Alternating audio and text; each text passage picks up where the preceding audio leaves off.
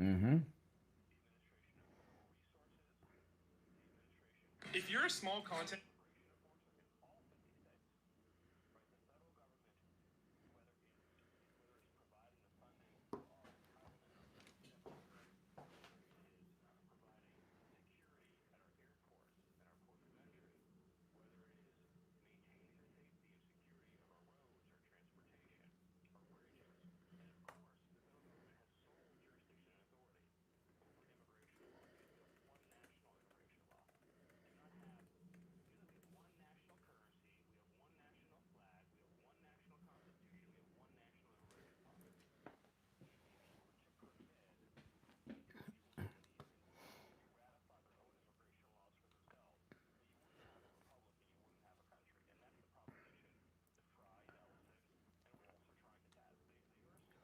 That's right.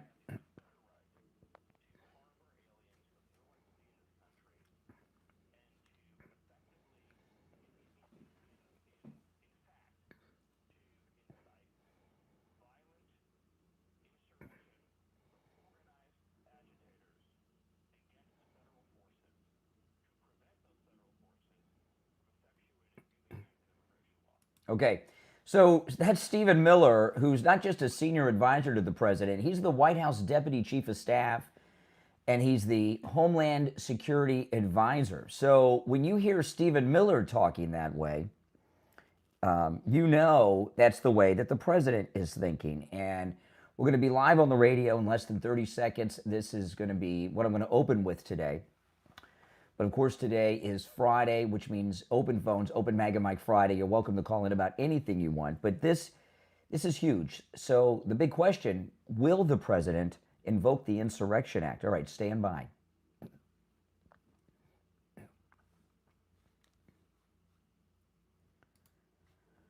Welcome to the program, everyone. My name is Brian Craig. You are listening to the Steve Kane Radio Show, Florida's longest running radio show. On the radio since 1977, celebrating 49 years on the radio. All right, we got a lot to cover today on this very freezing day in sunny South Florida. Holy smokes. I mean, you know, they're not closed, but the schools should be closed with this weather. It's 40 degrees.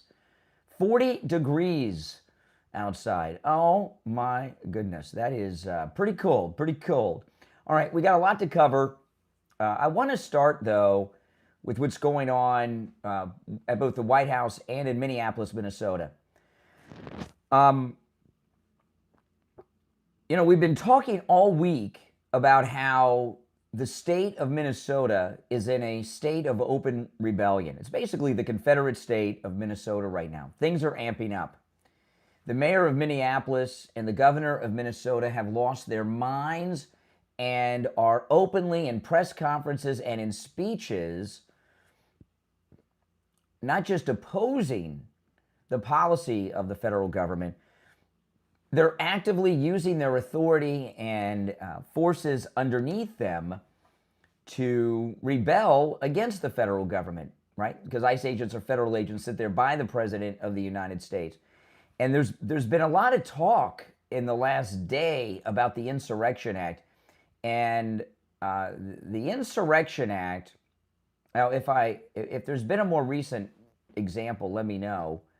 But to my recollection, H.W. Bush, Bush 41, Bush 1, he invoked the Insurrection Act during the LA riots. Is that the last time? I believe that it was. What's going on is a very dangerous situation in Minnesota. It's a very dangerous situation. And all of this discussion that's been going on about whether or not the president's going to invoke the Insurrection Act, to me, it seems to me they're preparing the American people for the Insurrection Act because it's being talked about so much by very important people around the president. I want to play one clip. This is Stephen Miller, who went on the Charlie Kirk show. Now, you got to understand, Stephen Miller is one of the closest advisors to President Trump. He's the Deputy Chief of Staff at the White House and Homeland Security Advisor. So when you hear Stephen Miller talk about anything that's going on in the news, so far as White House policy or plans, you've got to assume that what Stephen Miller is saying is what the president's thinking, because he's in the room in all the meetings. He's a senior advisor, Deputy White House Chief of Staff, Homeland Security Advisor. And what's going on at the White House, there's crossover with both the Chief of Staff and Homeland positions that he has. So let me share this. This is Stephen Miller on the Charlie Kirk Show talking about what's going on.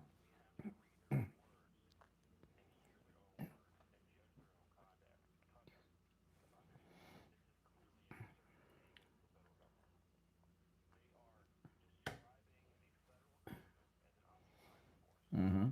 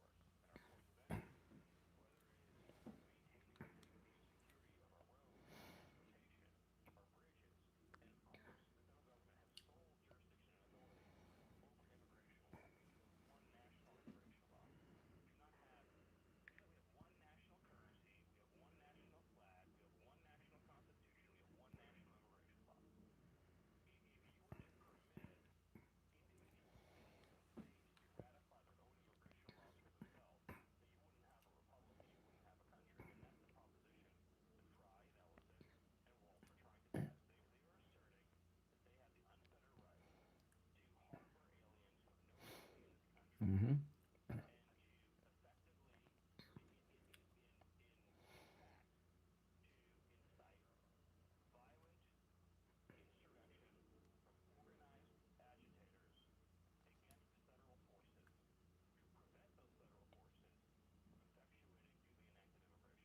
All right, so that's Stephen Miller. So you got to assume that's what the president's thinking, and all this talk is to set the stage and prepare us for the Insurrection Act. So my question to you is this. Do you think President Trump will invoke the Insurrection Act? Should he invoke the Insurrection Act, which means sending regular military into Minneapolis? Do you believe he should send the regular military in? I don't say the Army because he sent Marines into Los Angeles during the Battle of Los Angeles a few months ago. So what are your thoughts on this? The number's toll free, 888-465-2631. 888-465-2631. Now, it is Friday, which means open phones. We call it Open MAGA Mike Friday. And on Open MAGA Mike Friday, you are welcome to call in about any and everything on your mind, okay? The show prep is up to you guys. And you don't even have to comment on what I'm talking about because it's Friday, Open MAGA Mike Friday. But I would like to hear your thoughts on this. I'm very interested in hearing your opinions on it. Again, the number toll free, 888-465-2631. You're on the air. What's your name? Where are you calling from? Good morning, Doc. Brian, Doc from Texas. How are you? All right, Doc from Texas. I'm all right. How are you? I'm fine. Hey, look, quick question. Can you explain to me, Trump revealed his healthcare plan yesterday. Can you explain to me what's in it?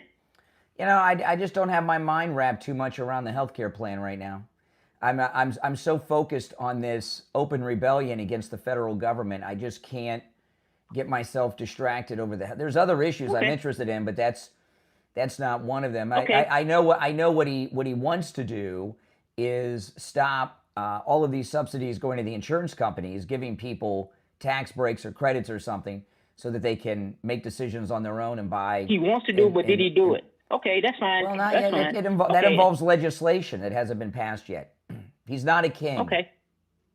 So why didn't he just leave the subsidies that okay, I comment on what he said. I got a question for you, Doc from Texas, and it's a serious question. Right now, we're about to have the United States Army, maybe the United States Marine Corps, ordered by the President of the United States into a major city, a blue city, Minneapolis. The Insurrection Act, which hasn't been ordered since the LA riots has come in. And you're worried about some healthcare subsidies today? Are you serious, or are you just trying to distract us from the main topic of today? Why is that front and center when we have a state pulling a Fort Sumter going on right now. No, they're not, Brian. All this because he took ICE in there because he took ICE in there to say to get rid of the child molesters and all that. The illegals. Yeah, deporting the illegals. Yeah. How do you? He's not even doing none of that. That's not what I asked you. That's not what I asked you. We have an insane thing going on in Minnesota. I understand it's Open MAGA Mike Friday, and you're calling trying to get me to talk about health insurance. I'm trying to figure out because you know why you want to talk about health insurance and not the main issue. You know why I'm calling? Because I'm talking about that because he's not going to send the military in there because he's not going to do it. He's just threatening to do it. He's not going to do it because he knows he's on a bubble right now because he's getting ready to lose. He's getting ready. He's not going. He's so All right, scared. Doc. I appreciate the call. It is Open MAGA Mike Friday, okay? But there is a requirement on Open Phone, Open MAGA Mike Friday. You've got to have something to say other than wanting to hear your own voice on the program. We do have to have some content control. And let me tell you, it is really cold outside, isn't it? Oh, my goodness. You know, there's some great deals going on right now at MyPillow.com with our promo code Kane at checkout on, you can use our promo code Kane at checkout on all the specials at MyPillow.com. But you know, you can get MyPillow blankets for as low as $25. That's right, as low as $25. MyPillow blankets from the next governor of Minnesota, Mike Lindell. So go to MyPillow.com and use our promo code Kane at checkout, Kane, for huge savings. We'll be right back. Doc from Texas had absolutely nothing to say or contribute. I must tell you, he had absolutely nothing to say. Now, if you're on hold, stand by. I'm going to go to the phones after the break. All right? I'm going to go to the phones after the break. I wanted to share this with you. This is Mike Davis. He was on, this was on Will Kane yesterday on Fox, and he's talking about what's going on in Minneapolis.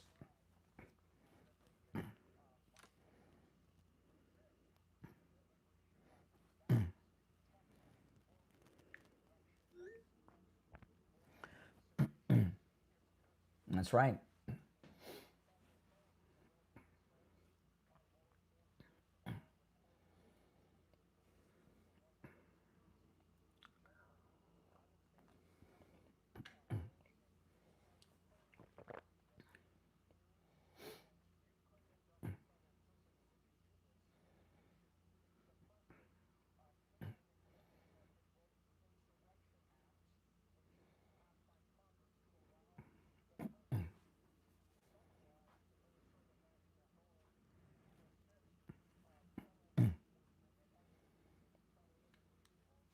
Yeah.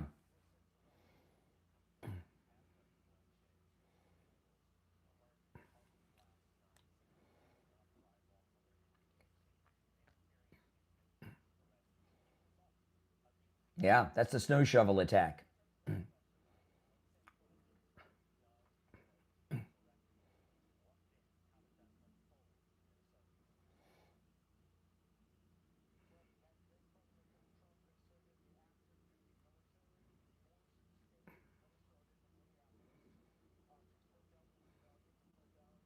Okay.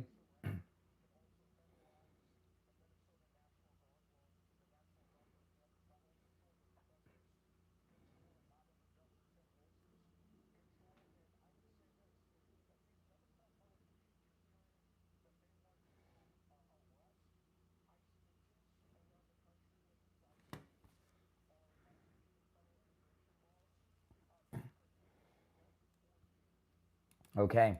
So you see, there's everything that's coming out is really preparing the country for the idea of the Insurrection Act. All right, if you're on hold, stand by. We got about 25 seconds until we're back. If you want to call in, you're welcome to. The toll-free number is pinned in the live chat. It's toll-free no matter where you are listening. I am freezing. Any of you guys in South Florida? It's 40 degrees. I just checked outside. Holy smokes. All right, stand by.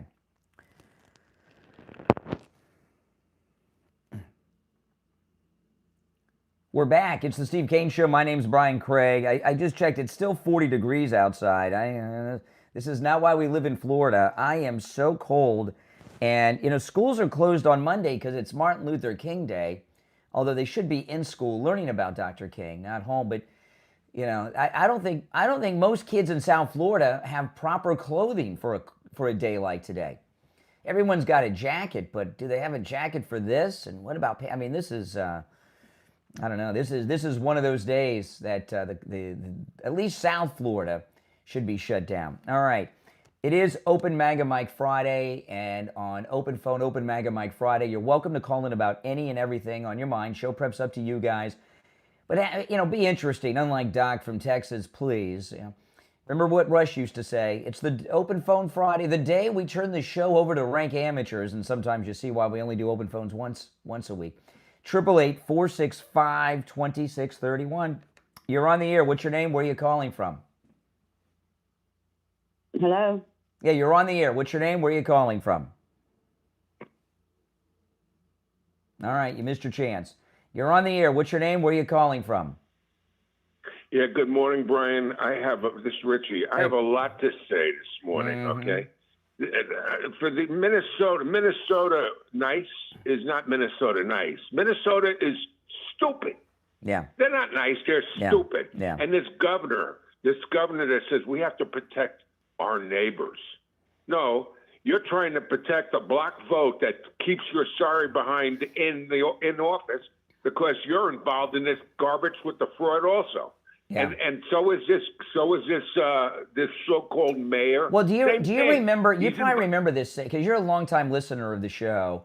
There was an article in the Sun Sentinel. I can't remember who wrote this. One of the political articles in the Sun Sentinel, a columnist many years ago wrote an article that you guys know Century Village in Deerfield Beach. Oh.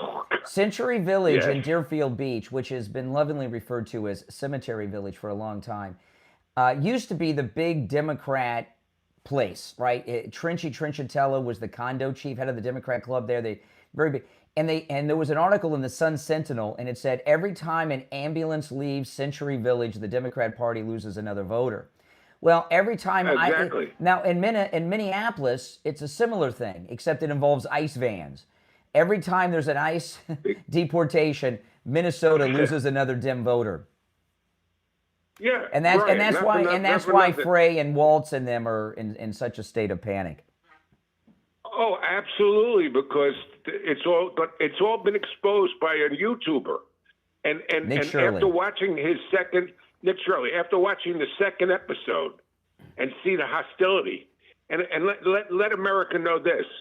They have been going after these people, but every time somebody questions them, they're called a racist and you don't like Muslims. Yeah.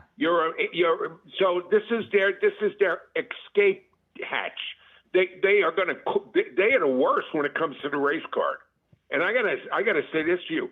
What have they contributed to the United States? Nothing except for Omar. And she's if that's the example of the contribute, she's the best of the best. She's the best of the best that they got there, yeah.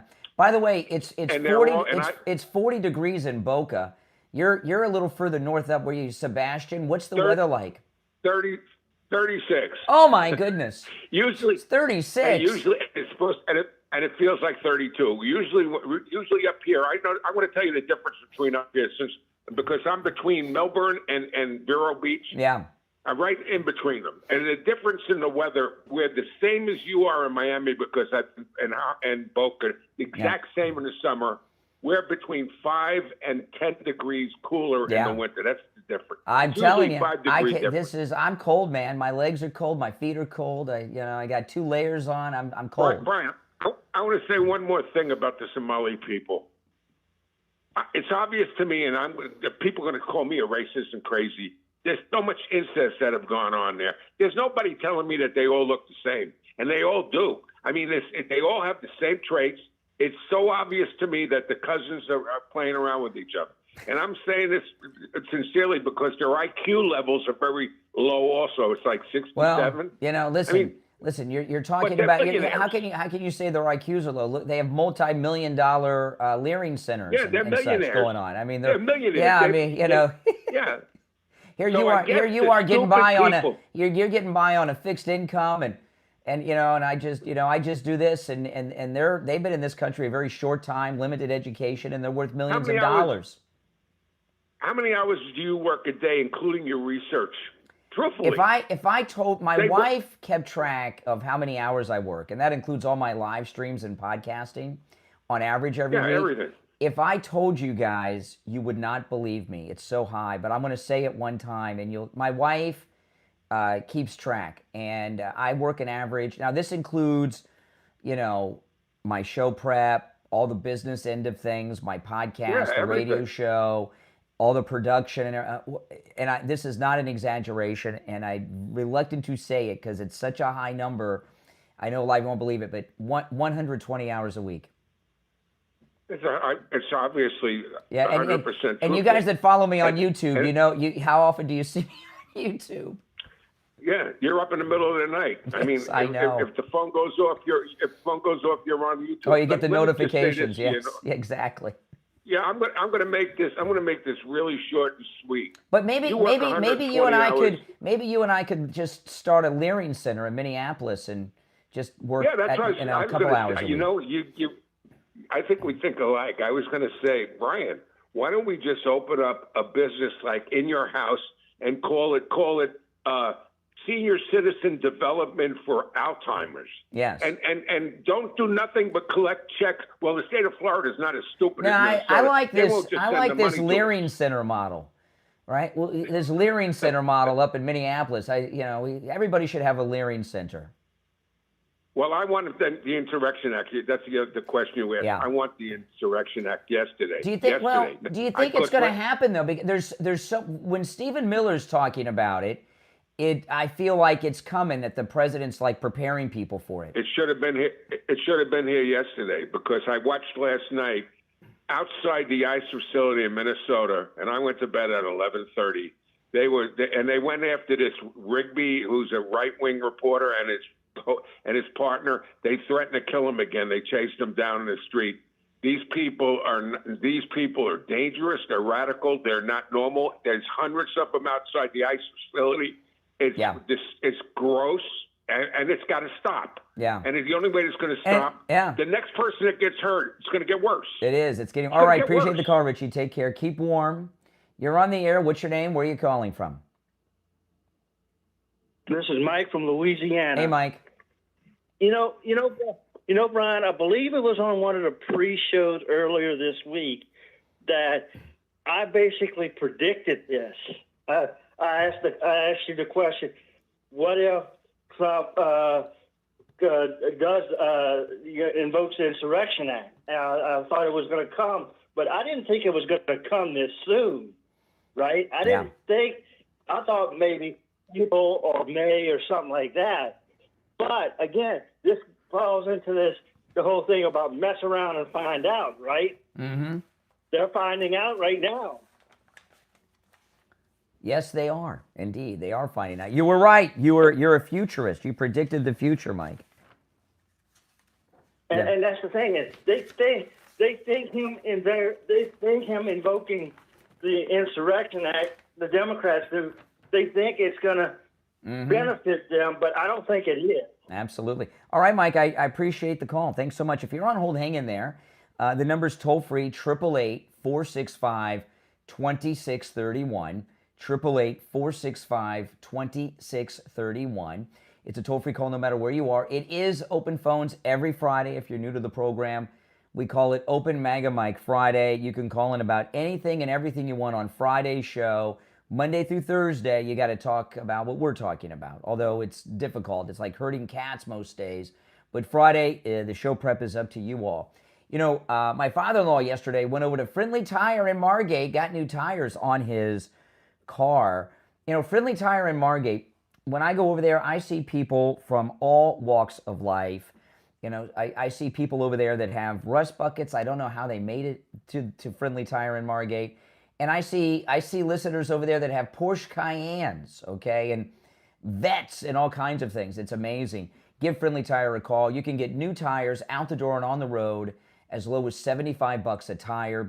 And when I say out the door and on the road, Friendly Tire doesn't charge you to balance the tire, mount the tire, or dispose of your old tires. He has all the name brands you know and love. And that as low as $75 a tire for new tires out the door and on the road, that's on common sizes on some of the most popular vehicles on the road. He also does tire repairs. He has thousands of used tires in stock as well, as low as $35 a tire out the door and on the road. Give Friendly Mike a call. He'll give you a quote right over the phone, 954-977-9445. 954-977-9445 for Friendly Tire in Margate. Back after this. Okay, we're clear. If you're on hold, hang in there. Okay, I want to take the calls on the air. You know, this is the bug-eye moments of this police chief in Minneapolis with the mayor. Watch this.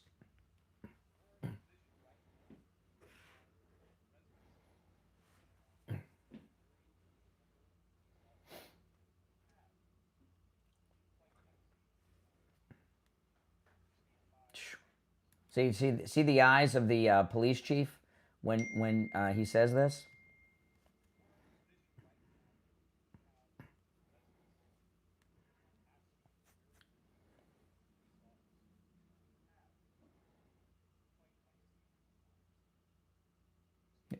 Here, look. You know, the police chief, do you think that the police chief is looking for an exit strategy to get out of Dodge? I mean, this guy, I mean, you can see with his eyes, even in his liberal brain, the chief has gone over the line. If you're on hold, stand by. We're going to go to the phones when we get back, and we're going to be back in just a couple of minutes. I'm going to take a quick break, and when we get back, I'm going to go right back to the calls. If you want to call in, the number is pinned in the live chat.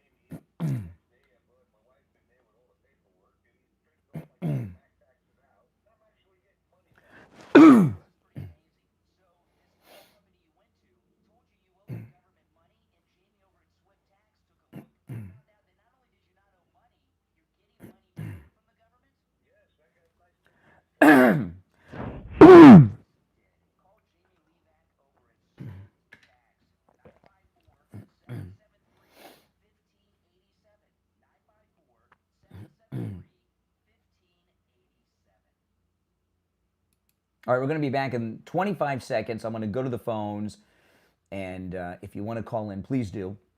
The number is 888-465-2631. 888-465-2631. It's pinned in the live chat. All right, here we go.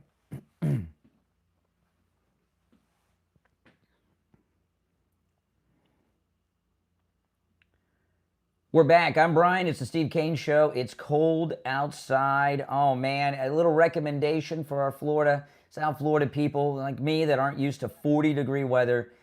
I started my car up about 30 minutes before I left. I went outside, froze for a few seconds, turned the car on, put the heat on full blast, turn the seat heater on, turn the steering wheel heater on, and let it run in the driveway for half an hour. Then when I left to get coffee, it was so warm and toasty in the car. Oh, my goodness.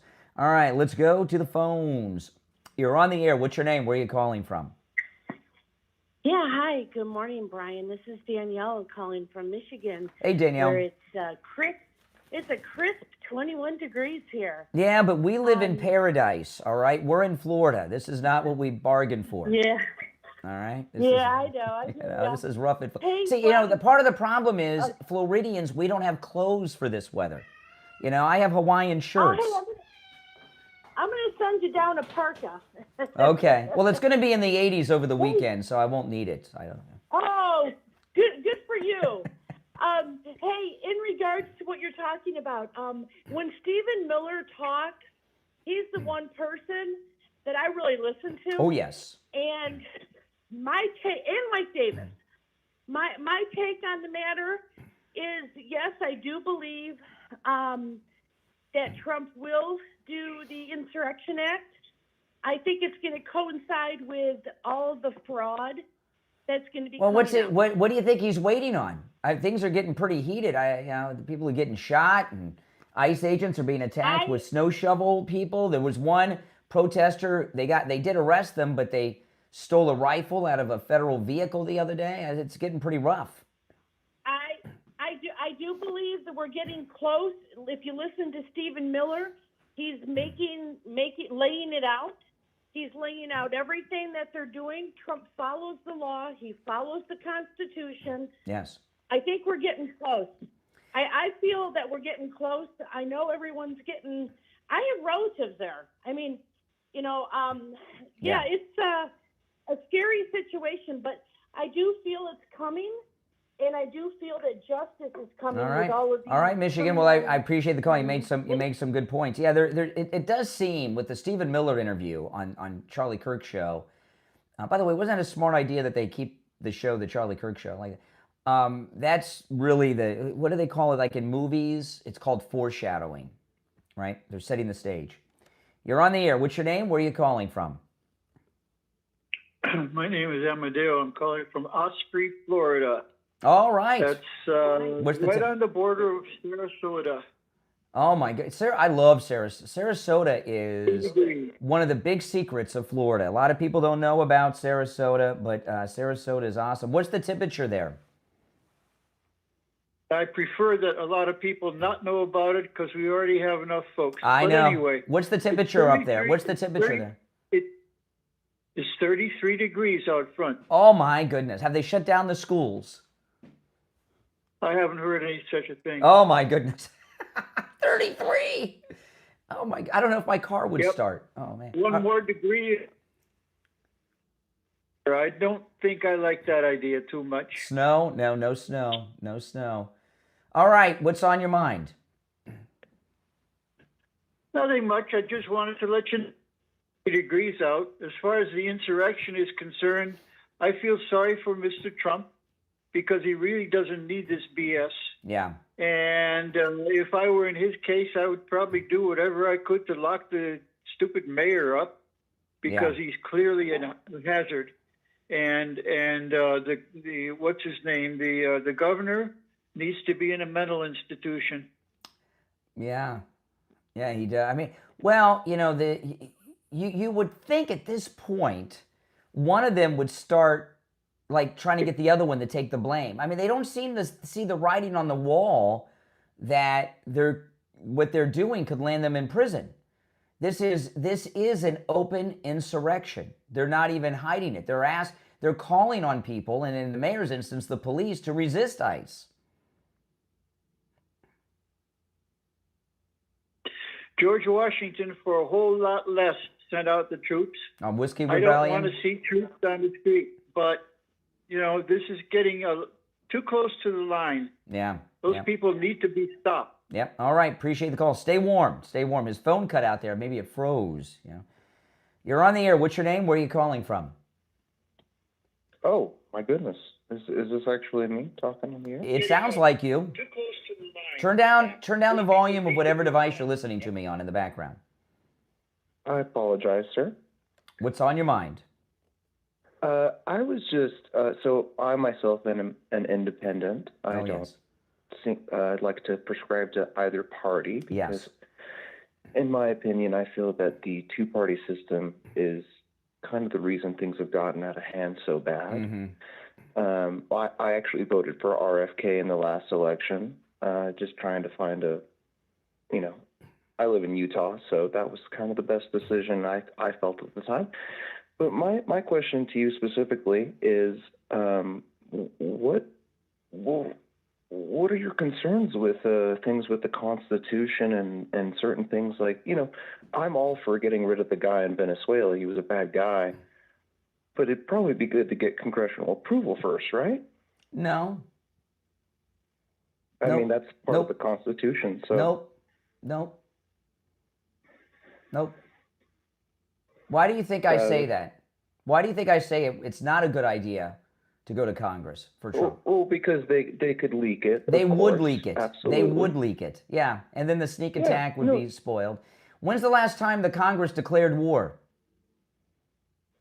I mean, I don't know Well, what do you think? When do you think? We've been in a lot of wars, the Gulf War, the Iraq War, Afghan War, War on Terror, Vietnam, Korea, Grenada. We invaded Panama. Mm-hmm. When do you think the last time Congress declared war was? You're a constitutional guy, so you must have some info. Well, I'm just speaking from what I have. From ignorance? Yeah, it's obvious. Yeah, you're speaking from ignorance. I agree. I'm going to agree with you.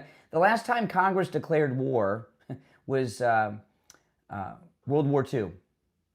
I was going to say World War II. Oh, yes, you were going to say. I know. It's just on the tip of your tongue. I'm sorry, sir. I'm not trying to be rude. I'm sorry. Yes. Don't be sorry. Don't be sorry. Start reading books. Okay. So educate yourself. Your day.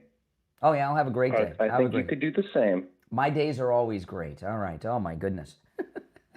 All right. Now, let me play. This is, if you're on hold, hang in there. If you'd like to call in, 888-465-2630. I remember when President Trump took out Soleimani, he didn't notify Congress, which is what they're asking, notify Congress, because, Tlaib and all of them would have told the Iranians, okay? They'd have told their friends in the Muslim Brotherhood or CARE, and they would have told the Iranians. And then, you can't tell these people in Congress. They'll leak everything out there to the enemy. All right, this is the mayor of Minneapolis.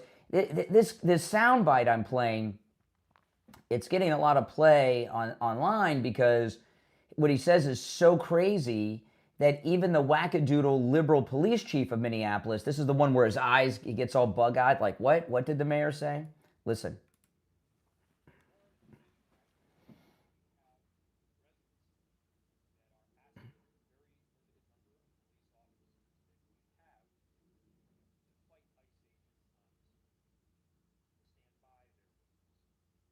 Wow. Yeah, it's to fight the Ice Age. Should the mayor of Minneapolis be arrested by the feds for that statement? Is that not the incitement of violence? Freedom of speech there's a few but very important limitations of it. And the biggest one is that you don't have the freedom to incite violence against others. And it was reported after the Renee Good incident last week that the mayor had ordered the police chief, and I didn't know he was a strong mayor that had authority over the police chief, but maybe he does. But it was reported over the weekend that the mayor had ordered the police chief to not allow the Minneapolis police officers to respond to calls for backup from ICE agents. And those ICE agents in the Renee Good incident before the shooting happened asked for backup that never showed up, and because of that, the incident escalated quite possibly. So just based on that, this guy's a criminal. And, as deep as they've gotten themselves in this, you would think at some point they'd start to see the writing on the wall that, wait a minute, we've gone over the line here. But I'm not really sure what Tim Walz and the mayor think the end game is. Do you? But this right here is so shocking that even the police chief was like, what? No, I don't want anything to do with this. And I wouldn't be surprised if we saw the police chief himself resign in protest from what the mayor said. I would not be surprised, because when the mayor said that statement, the look on the face and the eye expression from the police chief, he knows that the mayor has crossed into a whole nother place with that. Do you or someone you know or love suffer from neuropathy? Then you want to call Lighthouse Medical in Pompano. The numbness, the pain, the burning, the tingling in the hands and feet, muscle weakness, loss of balance, falling down all the time, muscle twitching, the feeling of pins and needles in the hands and feet, no feeling at all. These are the symptoms of neuropathy. If you have those symptoms and haven't been diagnosed with neuropathy, you want to call Lighthouse Medical too. They'll check you out. Take advantage of that no-charge consultation, guys, and see if you have it. But if you have been diagnosed with neuropathy already, Lighthouse Medical has a treatment for neuropathy that works. It rid Steve Kane of his neuropathy and many listeners in this listening audience. And 3.5 years later, Steve Kane's neuropathy symptoms have not returned. Lighthouse Medical can help you no matter where you're located. They're located in Pompano, but if you can't make it in the office, that's okay. They can help you remotely. Give them a call. Make sure you tell them you heard about them on the Steve Kane Show so you can take advantage of the no-charge consultation. 754-222-6642. 754-222-6642. And online, lighthousemedicalcenter.com. We'll be right back.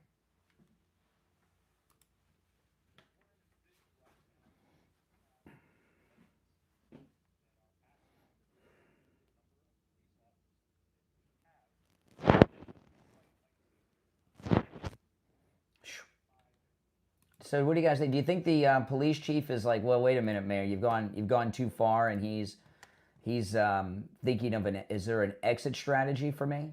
Is there a way for me to get out of this? Seems that way to me. This is Kevin Jennings with this lunatic host anchor on CNN yesterday.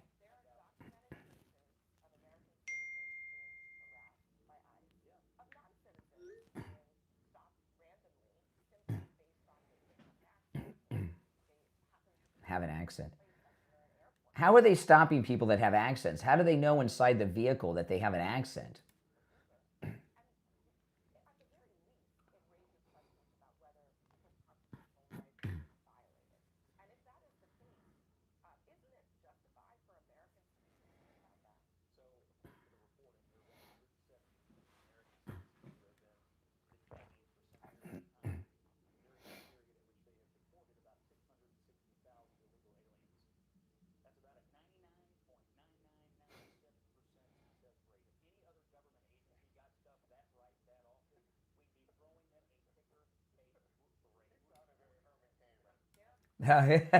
He's so good, even the liberal panelists are laughing at her and on his side. That's pretty good, isn't it? Oh my goodness, he's good.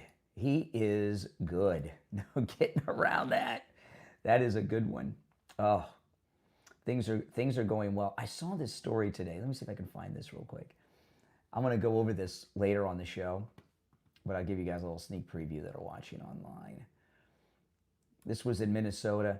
These ICE agents went in and had lunch at a Mexican restaurant, and they came out and they arrested the workers that had just made their meal and served them as illegals after they had lunch. You know, if you're an ICE agent, you do not want to go to a restaurant. You want to bring your own lunch. You know, if you were an ICE agent, would you be eating anything that anybody brought you in a restaurant? Heck no. All right, we've got about a minute and we'll be back. If you're on hold, stand by. I'm going to go to the phones when we get back. It is open phones today. You're welcome to call in about any and everything on your mind. The number is toll free, 888-465-2631. 888-465-2631. Oh, hold on. There we go. 888-465-2631. Toll-free call. We got about 30 seconds or so, a little more than that, and we'll be back. So if you're on hold, stand by. Pretty good call so far today. Even that liberal guy out of Utah that didn't want to own up to being a liberal. Oh, man. I wish I had a fireplace. Had a fire over here, that'd be really nice. But I don't have a fireplace. I do know people in Florida with fireplaces. I do. All right, stand by.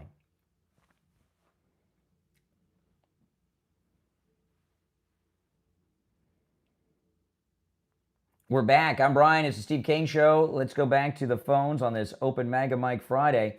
You're on the air. What's your name? Where are you calling from? Once, twice. All right, you missed your chance.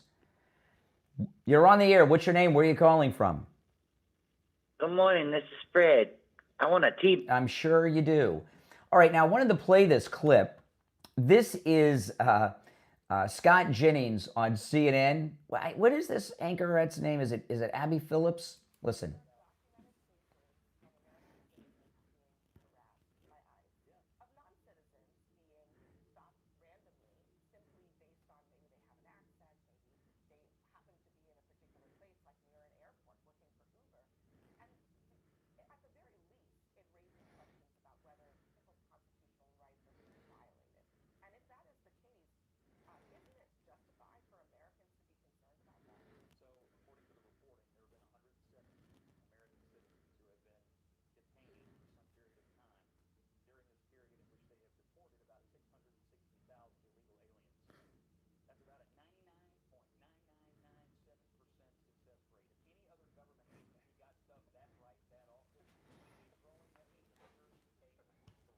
Oh my goodness.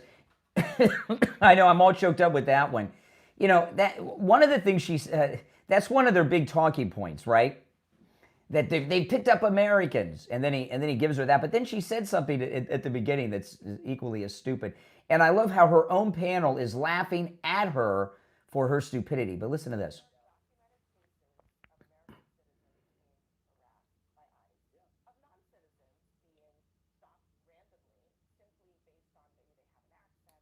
Well, how are they stopping people in their cars if they have accents? How do they know they got an accent in there? But, you know, what he pointed out there was beautiful, that, you know, that it's such a small percentage, but that's how the liberals operate. All right, those of you who want to hold, hang in there. The number is toll-free, 888-465-2631, 888-465-2631. And again, it's a toll-free call no matter where you are. This story here just cracked me up. ICE, look at this. This is in Mediaite, which is pretty left-wing. ICE agents arrest workers from Mexican restaurant where they just ate. And this one, you know, I got to tell you, if I were an ICE agent, the last thing I would do would be to go in a restaurant and order a meal. I mean, how could you trust it? You know, I guess if you didn't have your gear on, but you could tell who the cops are. You know, I would bring my own lunch myself. But listen to this. ICE agents ate at a Mexican restaurant in Minnesota on Wednesday before arresting 3 of its employees who had just closed up for the evening. The arrest happened in Wilmer, Minnesota, which is about 2 hours from Minneapolis, where ICE and Border Patrol have ramped up activities. An eyewitness who declined to give a name for fear of retribution, by the state government or the activist, told the Minnesota Star Tribune that 4 ICE agents sat in a booth for a meal a little before 3 p.m. Staff at the restaurant were frightened. What are you frightened for? I mean, you know, if I'm in a restaurant and there's cops there, I don't get nervous, but, you know, I'm not doing anything illegal. I'm not wanted. Staff at the restaurant were frightened, said the eyewitness, who shared pictures from the restaurant as well as video of the arrest. The arrest happened around 8:30 p.m. near a Lutheran church and Wilmer Middle School as agents followed the workers after they closed up for the night. A handful of bystanders blew whistles and shouted at agents as they detained the people. "Would your mama be proud of you right now?" they yelled at the ICE agents. Oh my goodness. So they waited till after they had their meal to arrest them. I wonder if they left a tip. And if they did, how much of a tip? Because they knew they were going to arrest them. So did the ICE agents leave a tip so that they wouldn't tip off the illegals that they were going to arrest them? Or did they say, hey, we're going to arrest them in a few minutes and not leave them a tip? I don't know. It's a good question. I'd like to know. No word on that from the Star Tribune. You're on the air. What's your name? Where are you calling from? You're on the air. Once, twice. Okay. There you go. All right. Now, the rest of you on hold, hang in there. I want to do just a little bit of a recap before I move on to some more things. To me, it looks like we are going to get a Insurrection Act signed by the president at some point. There's too much discussion going on about it. They wouldn't be talking about it so much if they weren't going to do it. And what they like to do in the government a lot of times is they like to prepare you, right? So if they prepare you, when it happens, it's like no big deal. If they talk about it enough, it's almost as if it had happened. So things that are controversial, if you talk about it for a week and everybody's like, well, it's almost like it's happened, when they actually do it, it's not as big of a deal. And that's one of the reasons I think they're talking so much about it. But I opened the show with this. I want to play it again for people that are just tuning in. This is the Deputy White House Chief of Staff, Homeland Security Advisor, and Senior Advisor to the President, Stephen Miller, on the Charlie Kirk Show yesterday.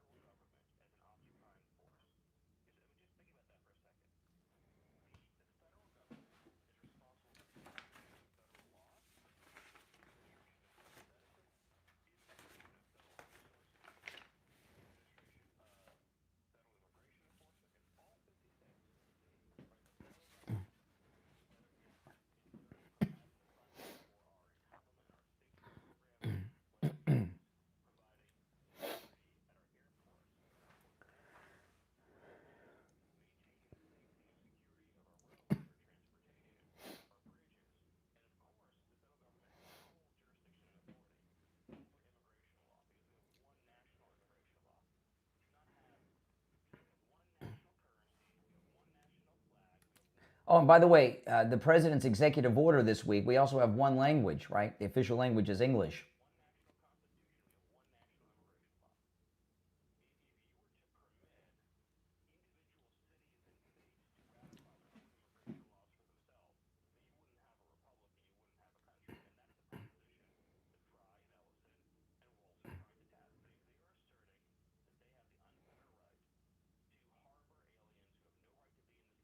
Mm-hmm.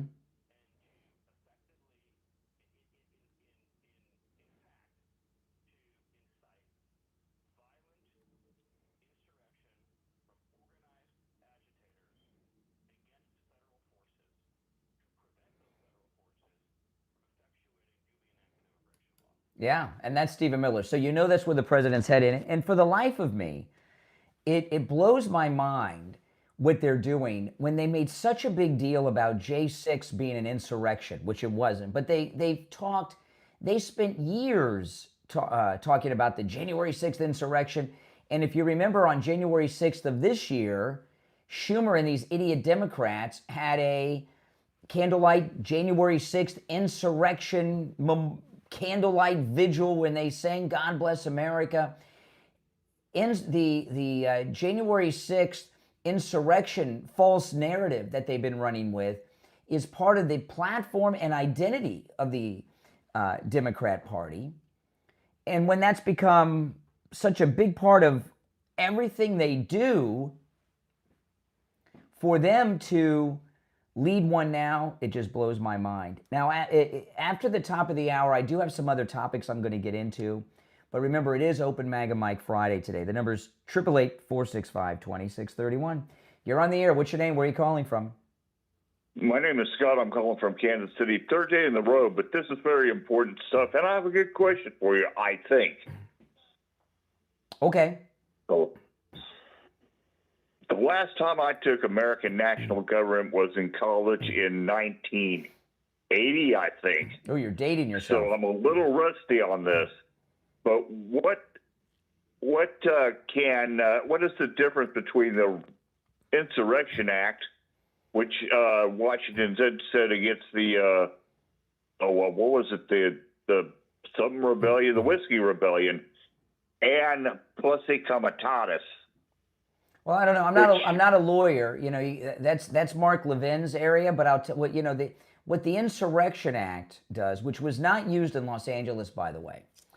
The Insurrection Act does, it gives the president the authority to send in the regular military into and deploy them somewhere in the United States. So he can order without cooperation or authority from governors. The governors can like in Los Angeles, when the Battle of Los Angeles happened last year, he used the National Guard, and you've seen some National Guard sent into D.C. and where else did they send them? Birmingham and some other places. That's the National. And George I. That's the National Guard. George I. Yeah. Yeah, George I sent it into L.A. in 1982. No, it'd be 92. The L.A. riots. Yeah, the last time, to my knowledge. Oh, 92. Excuse me. Now, there could have been one that I have forgotten, but I do believe Bush did it. In the LA riots was the last time, but yeah, so it gives the president the authority to send in the regular army, the regular Marines, into a city under his control. It's not the state National Guard. Now he could activate the National Guard and do it, but you know, and so they wouldn't be able to go to the courts and all that stuff. So that's the difference. Okay, and I also wondered during the 2020 riots, when you had all those weirdos attacking the DC federal courthouse and the White House. Remember, Antifa attacked the White House, injured 80 Secret Service agents. Burned that church. Mm-hmm, I mean, who was holding the fort? Yeah, no, you know, the Insurrection Act. It's been. I heard one report. It's been done over 30 times. I think I heard. And I don't know all of them. You know, I don't know if anybody knows all of them. But L.A., the L.A. riots, the last time it happened, I mean, that was so out of control, but so is this. Yeah, and it could spread city to city, blue cities. The only difference is these are white people. Right? All right, I gotta run for the top. Appreciate the call. If you're on hold, don't go anywhere. It's the Steve Kane Show. I'm Brian. We'll be back right after our top of the hour break. Don't go anywhere.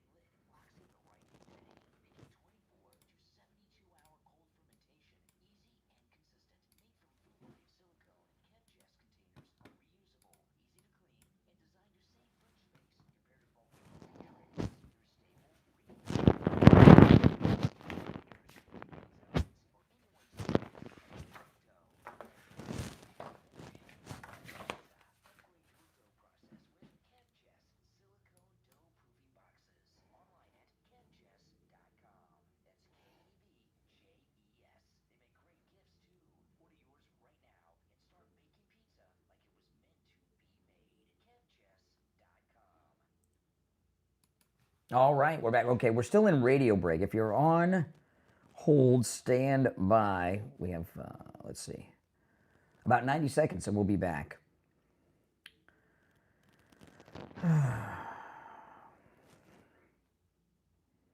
Let's see. All right.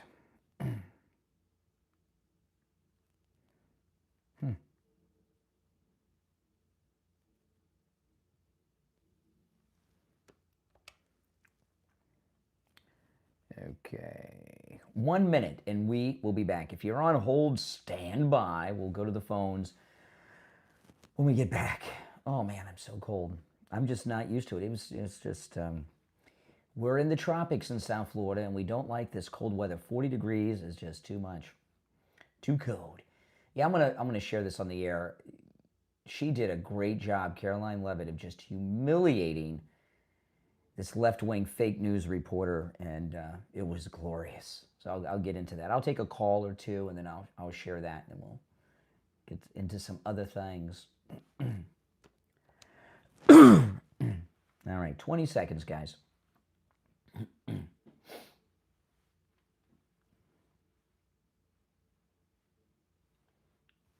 10.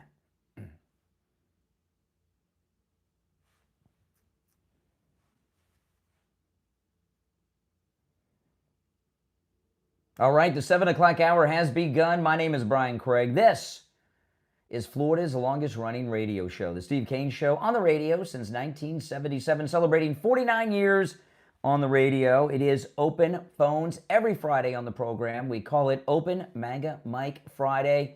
And on Open MAGA Mike Friday, you can call in about any and everything on your mind. The show prep's up to you guys. Let's go. You're on the air. What's your name? Where are you calling from? You gotta put your mouth closer to the receiver. You're too far away. I can't hear you. I can hear that there's someone in the background. This is Phil from Minnesota. Can you hear me now? I was trying to use my Bluetooth. Sorry. Oh, that's okay. That's okay. What's on your mind, Minnesota? Yeah, there's a lot of crazy crap going on up here. I tell you, I'm an Uber driver. I'm semi-retired. I'm an Uber driver in my semi-retired time, and I've driven around a couple of the ICE agents when they've flown in. Oh, really? And I feel for them. They're really good people. I can't stand people giving them the. You know, when you say they're ICE agents, what do they have their badges and gear? I mean, how do you know? Well, they had a lot of baggage and they had identification hung around their neck, and just being curious, you know. The reason I ask that is because there's all this talk from, you know, that idiot mayor and all these anarchist activists. Oh, they're wearing masks. They're not identified. But you're telling me that they're wearing identification badges and everything around their neck, that they're clearly federal agents. There's no mistaking them for federal agents. Well, some sort of law enforcement. I wasn't sure at first, but, you know, getting to talk to them a little bit, they kind of opened up a little bit when they saw I wasn't a lunatic or whatever. Oh, yeah, exactly. Exactly. Do they tip well? Anyhow. Do they tip you well? Oh, yeah, I got 5 stars, and one guy even gave me $17 for a tip. I was really grateful. Those ICE guys are nice. ICE is that's nice. True. All right. That's right. All right. Have a good one. All right, take care. Take care. Yeah, see? They got the badges on. They tip well. That's right. You're on the air. What's your name? Where are you calling from? Hi, Joellen from Fort Lauderdale. Hey, Joellen. It's 40 degrees in Boca. What's it like in Fort Lauderdale? About 27. It feels like it. I know. It sucks, doesn't it? Oh, my goodness. Anyway, yeah, what's on your mind? My family always wants me to move back to Michigan. I said, no way am I going back there. You know, I've got some hedges. Some of them are like not doing well, right? And I was going to spend the weekend nursing them and fertilizing them. I don't know if they're going to make it through this frost. They'll come back, I think. Yeah. They'll come back. Yeah. So what's on your mind, anyway, Joellen? So a couple of things. I don't know if you had seen that interview with David Fishback and Tucker Carlson. I did. David Fishback is the guy that's running against Byron Donalds for governor of Florida. I didn't see that interview, but I'm familiar with fish sticks. Yes. Exactly. You know, he's like a holier than thou, you know, guy, but He's you know, nuts. I can see right through him. You know, he's made some accusations against Byron Donald. I don't know how true they are, but I mean, just about him taking money and him laughing about children starving, which I find very hard to believe. What's his political background? Like, what's his political affiliations because he's really young. Did he get into that? Yeah, I don't know. I think he's somehow, you know, with, what's his name? The governor now. I can't think of his name. What's the governor? Right? You mean Ron DeSantis? The governor of, yeah. And I think, I mean, because I'm just wondering, because Fish Sticks is running as a Republican, right? And I believe so. Yeah, of course. They're trying to use him to primary Byron Donalds, who's running for governor. And Byron Donalds will be the first black governor of Florida since Reconstruction, and that governor wasn't elected; he was appointed by the federal government. But it's pretty amazing, and I don't know. There's something that just stinks about that Fishback guy. Fishback. Oh yeah, definitely. There's no doubt about that. I mean, DeSantis is not backing Byron Donalds. That's for sure. That's a shame. He should. Yeah. So, and then there was an interview with Nick Shirley, and I think it was Pat David, and they asked him. They asked Nick, you know, who do you think killed Charlie Kirk? And he says, I really think it was the guy they have in custody. He says, because he's from Utah. And well, no, that's not the. Yeah, okay, let me talk about this with Charlie. Remember, it is Open MAGA Mike Friday, guys. Let me tell you what my opinion is on Charlie Kirk, okay? I believe it was a deep state op to affect the next presidential election and to stop the future of MAGA. That doesn't mean that guy's not the shooter. He's a patsy, like Oswald. He's a patsy. Right, yeah. You understand what I mean? Yes, I believe that. And patsies may not know that they're patsies, you know. Right, and they said that, he said that their family, both his family, the shooter's family, and his boyfriend's family have moved out of there. Mm-hmm. Out of that state. Yeah, and so far as far as his parents being MAGA, you know, first off, obviously the guy's got some issues with his family. So you know, I love how all of a sudden people are the political affiliation of their parents when it's convenient. You know, and that's just the way it is. And John Hinckley, who shot Reagan, his family, and they were Republicans, and he shot Reagan. And, you know, I was in 4th grade when Hinckley shot President Reagan. I remember it like it was yesterday. Mm-hmm. It was a big deal. They let Hinckley out of jail. Hinckley's been out of prison for years. And believe me, all these lunatics know that. So, you know, Brady was dead because of his injuries. It took him many years to die. But Hinckley killed James Brady. Took him a long time to die, but he eventually died from it. You know, when you send out a message that someone who shoots a president of the United States can get out of prison at some point, like Hinckley did, that's not good. I mean, that may be one of the reasons there's been an increase in violence. Yeah. The other thing is, I saw the interview with Tucker and his brother. Have you ever seen his brother? Once or twice, but I've never heard him speak. Tucker looks like him, he sounds like him, and acts like him. Everything. They could almost be twins. It was amazing. You know, someone from the AD. Really I read an article this morning. I might go over it later because I wanted to talk about it. I mentioned it now because you brought up Tucker. Is someone from the ADL, the Anti-Defamation League, and he said his mission is to bring down Tucker. And, you know, the ADL, I've had a lot of problems with the ADL, and most conservatives do. But you don't want to bring down Tucker. You want to expose Tucker. Tucker's up to something. This is not the Tucker Carlson we used to know. And if you're going after Tucker, and I'm glad that someone from the ADL is concerned, saying bring him down or take him down is not the way to do it. You want to expose him and his connections and what's driving him to do this. And this thing that Tucker did. He bought a house in. He said he's buying a house in, was it Dubai? You know, a week or two ago. Yeah, what the heck was that all about? Or was it Qatar? Was it Qatar or Dubai? Same thing to me. I think it was Qatar, wasn't it? Qatar, yeah, Qatar. Who does that? Well, there are a lot of people are starting to move like to Portugal, other countries, because it's more affordable. Yeah, but they don't have Sharia law in Portugal. They don't have Sharia law in Portugal. Yeah. In Qatar, they do. Yeah. Yeah. Well, we're supposedly, we're they're allies of ours. So Saudi Arabia. Yeah. Yeah. Yeah. Portugal's not the same as Qatar or Saudi Arabia. Yeah. No, it's not the same. All right. Appreciate the call, Joelle, and keep warm. Okay. All right. By the way, it's not really in the 20s in Fort Lauderdale, like she said. It's around what it is here. She's All right. You're on the air. What's your name? Where are you calling from? Good morning, Conservative Doug. Oh, hey, Doug. Yesterday you said extra smart when you brought out and reminded everybody that Nancy Pelosi is the one who said that if you stop government business, you're an insurrectionist. And that should be our talking point. Everybody should be bringing that out. Listen, the Democrats agree that it's an insurrection. These people are stopping government business. They all need to be arrested. And I say, I know we like to do everything the right way, but they should have paddy wagons pulled up as soon as somebody blocks them.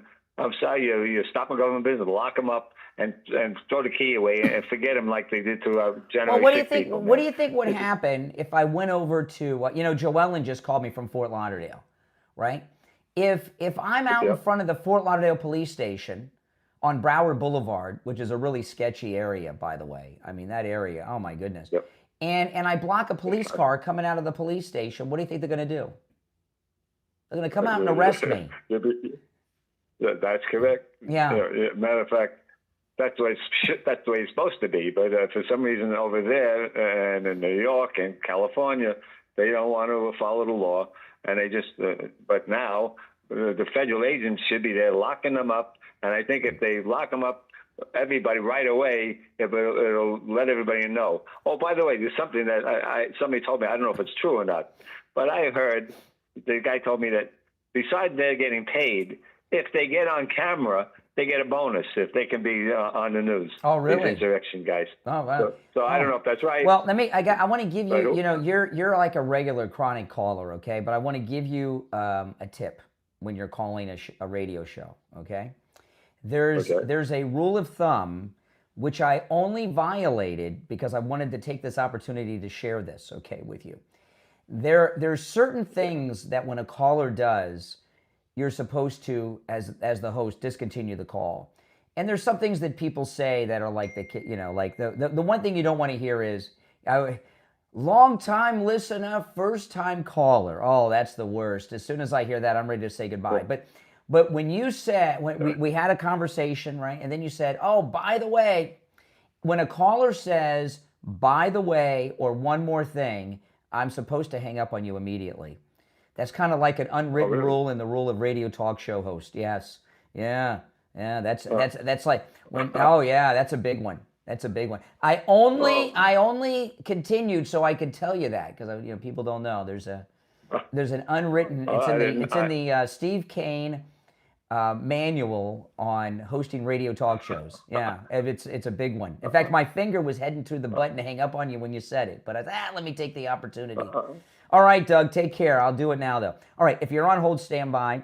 Oh, it's free. It's 40 degrees at my house. Richie says it's in the 30s. I got a call from a guy right outside Sarasota, Florida. It's in the, did he say in the 20s? Holy smokes. Listen, join us in March on our incredible 10th annual MAGA cruise on the Celebrity Beyond. Oh, man, we're going to be in the warm weather. We're heading to San Juan, Puerto Rico. We're going to Puerto Plata in the Dominican Republic, and we're going to the British Virgin Islands. You're all invited. Steve Kane and I do this every year. This is our biggest group yet. Join us on our 10th annual MAGA cruise. Call Ian at Cruise and Travel Depot, 561-244-5779. 561-244-5779. 5779. We'll be right back.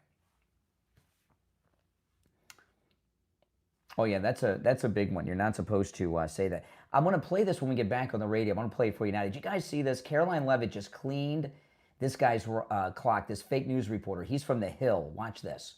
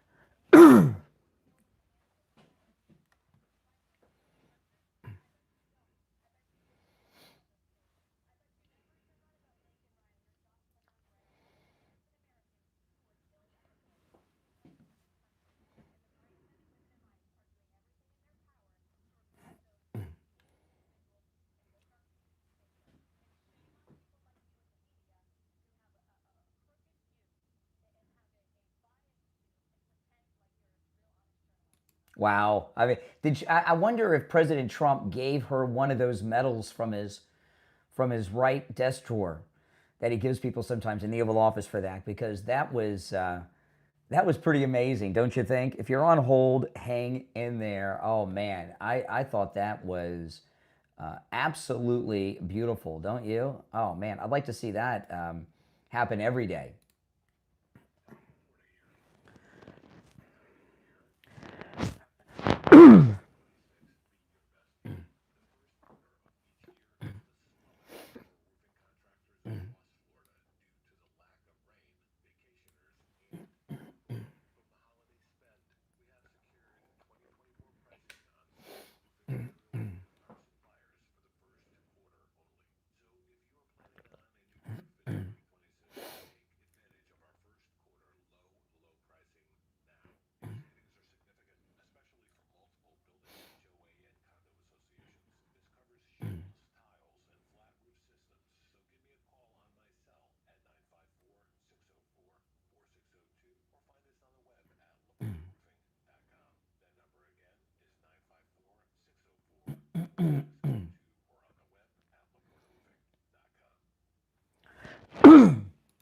All right, we'll be back in 45 seconds. We're still in radio station break.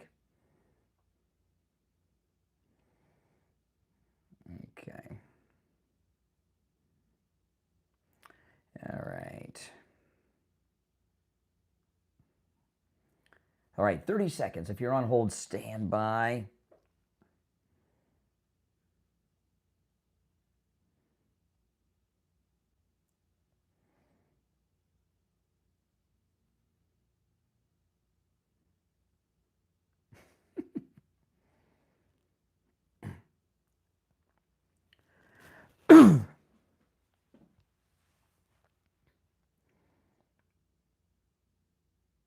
We're back. I'm Brian. It's the Steve Kane Show. All right, it is Open MAGA Mike Friday. Any and everything on your mind is fair game on Friday's show. The number's toll-free, 888-465-2631. You're on the air. What's your name? Where are you calling from? You're on the air. This is Dave from Port St. Lucie, Florida. Oh, hey, Dave. Man, what's the temperature in Port St. Lucie? It's 40 in Boca right now. Well, I'm checking my iguana. Let's see. It says it's 42 degrees. Oh, but man. I got a great idea for your shrubs. Okay. What you do is you go to your loony neighbor, your Democrats. I'm sure they have some old white sheets that have two eyes hole cut in them with a point at one end, and you could cover your shrubs with that. They'll keep them nice and warm. You think? You assuming that I've got Klansmen living next door? Well, all Democrats are. You know, Klans this members, is. I have not. I live on a very MAGA street, okay? This is a very MAGA street. I do too. And do you know how that happened? How do you think I live on a MAGA street in Boca? How do you think that happened? I have no idea. It's listen to this. Listen to this. Oh, no, it's not. Okay, go ahead. Oh, no, listen to this. And this, I've talked about this many times, but not for a long time. And this is something that all my MAGA friends in the audience should do. Anytime there's a house for sale on my street, when the real estate agent comes over to show the house, I grab a MAGA hat, I put the MAGA hat on, and I go out in the front of my house and pretend to do stuff in the front yard, even if I'm not doing anything, so that the people looking at the house know that there's a MAGA guy that lives in that house. And if they're liberal idiots, they won't buy the house. So, and it's resulted in having MAGA neighbors when houses go up for sale. It works. There you go. Yep. You think I'm kidding? Okay. All right. I'll take note. Yeah. Yeah, go ahead. Thank you. All right, thank you. Oh, man. No, I'm not kidding. And those of you that are longtime listeners to the show, you've heard me mention that before. It is true. I do it. And I don't do yard work or anything. I got a guy that takes care of my lawn. But I'll go out there and mess around and pretend to do yard work when they come by and with my MAGA hat on. It works because liberals, hardcore liberals, there's no way they're going to live next to a MAGA guy. No way. All right, I wanted to share this. It's warming up. I just checked. It's 41 degrees now in Boca. Awesome. And I just got a text from Al Knight. He's on the air on the weekends. And he just told me that he got in his car in Plantation, 44 degrees in Plantation. Oh, my goodness. 44 degrees. That is way too cold. All right. Did you guys catch Caroline Leavitt's press conference yesterday? You got to. It's must-see TV. She filleted a reporter like I have never seen a fake news reporter filleted by a White House press spokesperson before yesterday.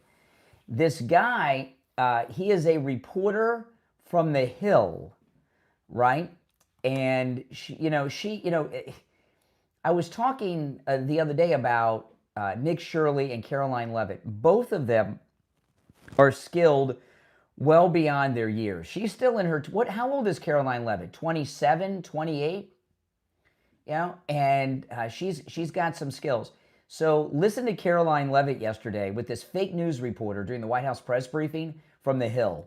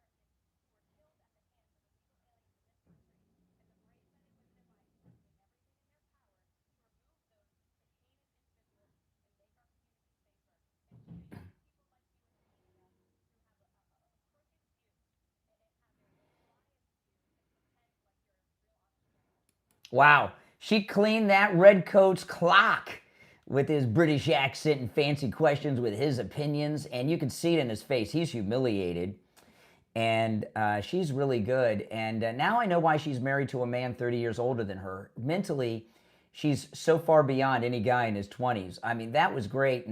And I was wondering, do you think President Trump gave Caroline Leavitt one of those medals from his desk yesterday? You know he saw that. She should get that presidential medal for that. That was really good. She cleaned that guy's clock. That was beautiful. And this thing about the opinion, I remember I'm not going to get into the details of it because I don't want to get sidetracked on the show, but years ago, do any of you longtime listeners remember when Steve Kane had that incident at Deerfield Beach High School?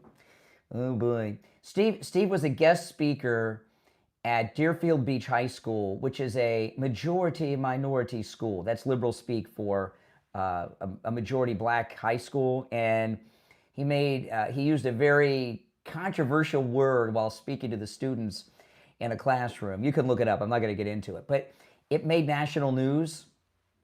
And Steve was interviewed. I remember he was getting interviewed on CNN and all these things. And even in the local news, he was all over the local news. And there was a guy who came to interview him from Channel 10, WPLG Channel 10, came to the studio. This is when we had our studio in Coral Springs.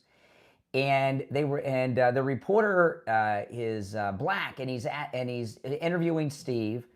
And Steve asked him what he thought about the story. He's like, what do you think about this thing that happened? And the reporter said, I'm a reporter. I don't have opinions. And I thought, wow, that was pretty cool. Now, that was a long time ago, and that was a local news. But this guy here, that was like me talking to one of these liberal jerks on the line. This guy here, he didn't even know what hit him. And not only did she humiliate him, that's the kind of humiliation that he will never get over. He will never get over that. And to be humiliated when The Hill, I do read The Hill. They cover all the political news. But that, like everything else up there, they're left-wing and bias. And it's The Hill that this guy's on. It's one of the few news publications that I have the notifications on my phone. And I do get notifications from them all the time with something big that happens. And I only have the notification on for the headline. I don't really care for their reporting, but they do cover the big stories as they happen, so I cover it. But for this guy The Hill is kind of a snooty publication. So for him to be from The Hill, he's like an upper crust snob. It's like the PBS kind of level. And to be humiliated by a girl who's not even 30 years old. This guy was 30 years old before she was born. He's not feeling good today.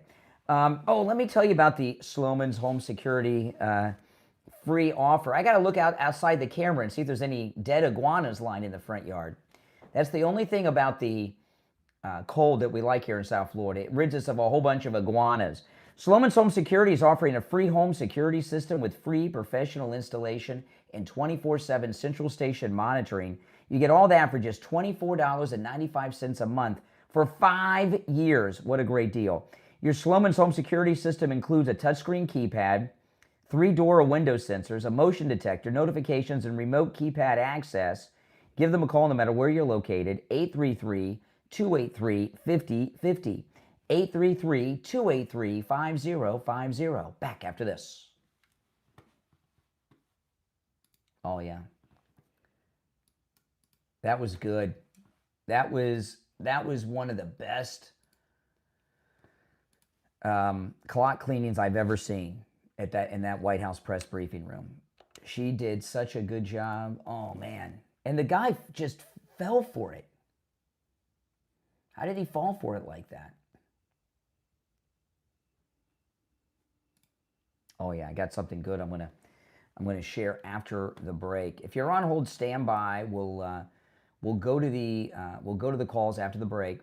All right, and if you want to call in, the number's toll free. It's pinned in the live chat.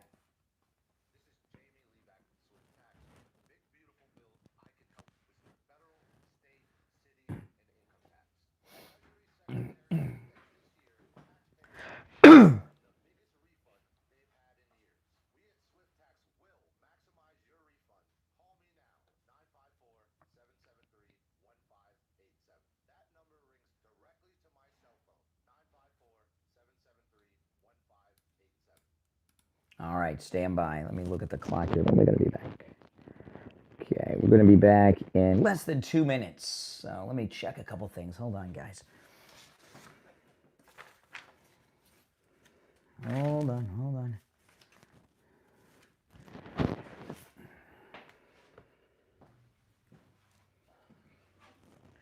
Not see.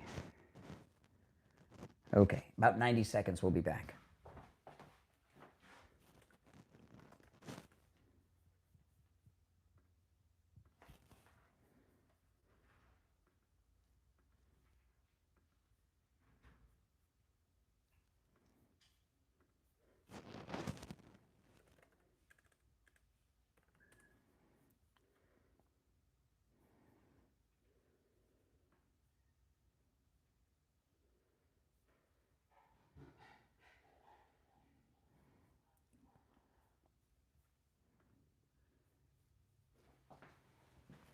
Okay, less than a minute. We'll be back, guys.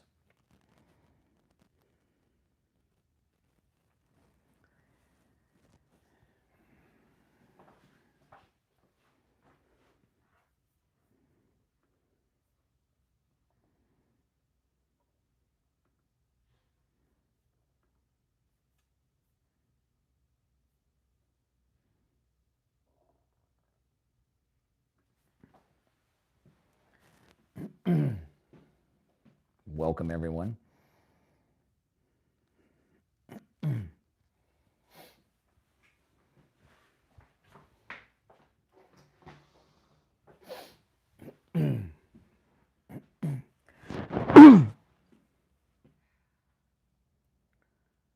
Welcome back. I'm Brian. It's the Steve Kane Show. Hold on 1 second. You're on the air. What's your name? Where are you calling from? Hey, Brian, it's Mike from Massapequa. Hey, Mike in Massapequa, home, birthplace of Jerry Seinfeld. Yeah, and it's 23 degrees here. 23 degrees. Oh, my goodness. Oh, my goodness. I wanted to run two proposals by you. First, it was because of the clip that you showed of the Scottish leftist zombie. I heard him yesterday and immediately thought of you filleting you guys on the radio on YouTube. Yeah. And I thought the deficiency of your thing is that we don't get to watch the person getting filleted, whereas we got to watch him getting filleted. Yeah. You know, which is really was wonderful to watch. And the thing is, the guy, a decent reporter would never admit that they have an opinion on anything. Just the facts, ma'am. Right? Joe Friday. And for him to admit that he even has an opinion on these things, they should fire him at the Hill or make him an opinion writer. I mean, he can't be feeling well today. Right. I know of him because I watch him on YouTube. He's on the Hill on YouTube. Oh. Really? Why would he show his face in video form? He's got a face for radio. Did you see him? I mean, he's scary looking. I think maybe that's all they can afford. The Hill. So they got him on the TV. Yeah. The one proposal is you brought up the word that I thought was proper for applying to all leftists that call into your show and stuff. Snoot. It's not the accent, it's their snoot. That's what qualifies them, that maybe you recognize that as soon as they call. Right? Even though he's got a Scottish accent, you could hear the snoot in his voice. Oh, the snootiness. Right? Snoot. So instead of snooty, just call it snoot. Call it a leftist snoot. Yeah. Right? Yeah. I don't know if you think that's a good one. Maybe they should check his. Does he have his green card? Maybe I should check him out. He's got an accent. You know how easy it is, though. Somalis all get their citizenship. Yeah. The other proposal was that we could crowdsource money to get all of these Karens that are behind the ice problem in Minnesota, because there's no black involved, you notice. It's all these white leftist zombies. Yeah.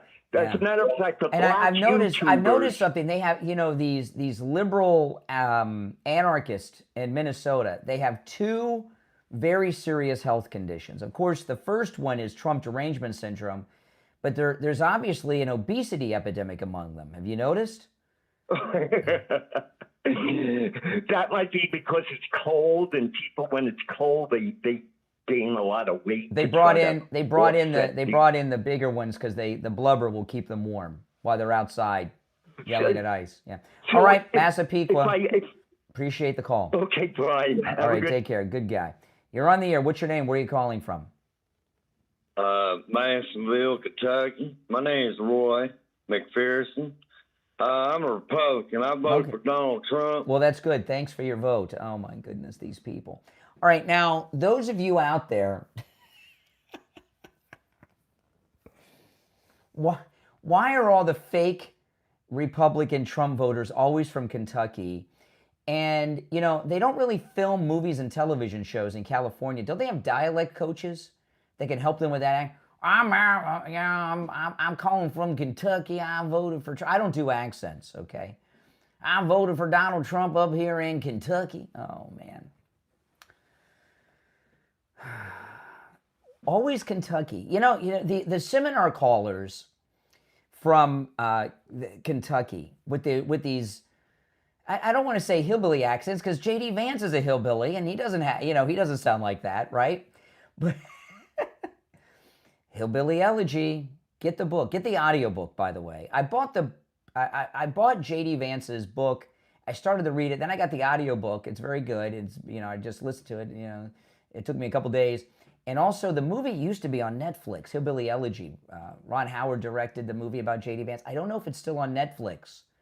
They might suppress that film and not let it be released so people can't see what a great guy he is.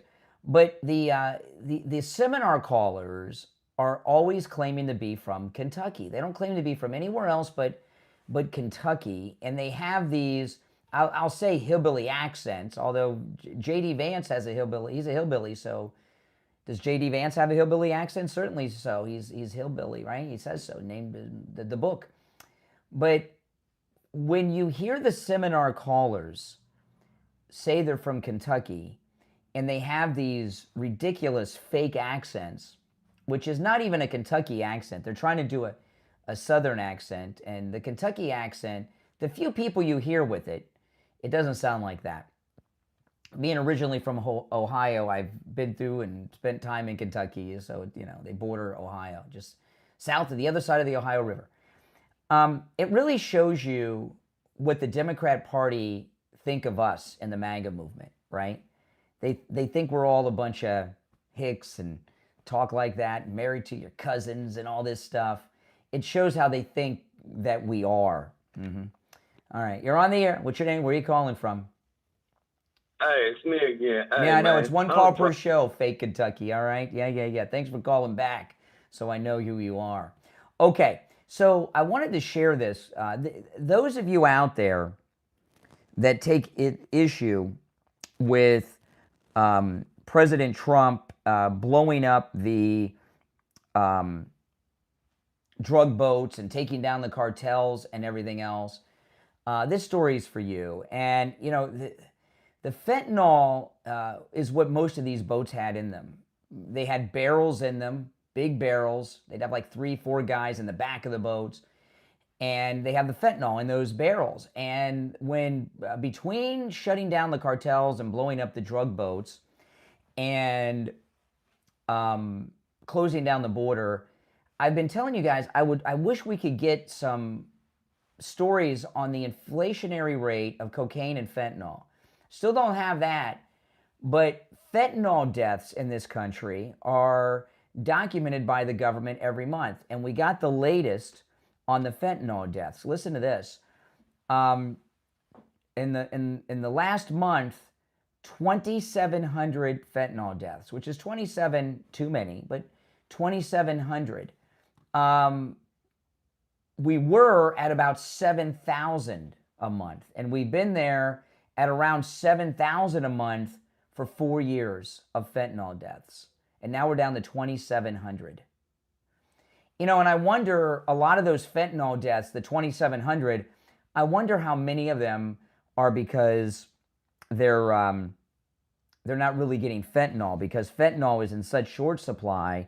They're filling, they're using other things in them to try to pass them off as fentanyl, and maybe they were poisoned by the fake fentanyl that's out there now. But to go down in just a couple of months from around 7,000 fentanyl deaths every month to 2,700 too many, but that's a lot of people that are alive today because of President Trump. And when you look at people that are not ODing on drugs, and also people that are out there not committing crimes because of drugs, how many lives have been saved just from the fentanyl shutdown that President Trump's responsible for? These last couple of months, the largest drug rehabilitation program in the history of the planet Earth has been taking place. People in this country that are addicted to fentanyl and other illegal drugs, except the very rich like Hunter Biden, but the average person that's addicted to fentanyl or cocaine, they can't afford it. There's very little of it out there now. And they've been getting cold turkey weaned off their habit. And the drug, the rehab of 28 days, they say, I don't know if 28 days is what insurance pays, but they say it takes 3 weeks to get those things out of your system. That's where you get the 28 days because, you got the 3 weeks plus 7 days. But, that means there are people that have been going cold turkey because the drugs are in short supply. They can't afford what's left out there. Also, a lot of what's being sold as fentanyl isn't really fentanyl. That President Trump has not only saved thousands of lives each and every month the last few months, and that number is going to continue to drop, but he's also gotten a lot of people to kick their drug habit through going cold turkey. And it wasn't totally cold turkey because they got weaned off slowly because of the price and then the supply. And between the price and the supply drying up, they're weaned off. The Trump rehab, the Trump drug rehab that's been going on nationwide the past few months continues today, and it's an amazing thing. Now, I want to tell you about Coastal Weight Loss Secret. I got a call on the air yesterday from a nice listener you'll hear on an upcoming commercial, probably next week on the program, who called Coastal Weight Loss Secret, and she lost the weight. And she said it was easy. Yeah, it is. It really, truly is. Coastal Weight Loss Secret, it's the first time I'd ever been on an official weight loss program of any kind, and I didn't know what to expect. When I went over there and met with Dr. Zuckerman, I thought I was going to come out with, boxes of food that tasted terrible, and I was going to have to starve myself and all this stuff. No, I ate what I would normally eat. I never went hungry, never starved myself. No shots, no injections. I saw a video online yesterday on X of Kelly Osbourne. She's on one of those weight loss injections or pills or something. I couldn't look at her. She doesn't look well. But with Coastal Weight Loss Secret, there's no shots, there's no pills, no injections. It's, you look like you're supposed to look, like I look, like I lost a lot of weight and I got my square jaw back and everything. Coastal Weight Loss Secret can help you no matter where you're located. Give them a call no matter how little or how much you want to lose. If you want to lose 35 pounds or more like I did, or you want to lose 235 pounds or even more, Coastal Weight Loss Secret can help no matter where you're located in the United States. 561-247-6300. 561-247-6300. And online, coastalweightlossecret.com. We'll be right back.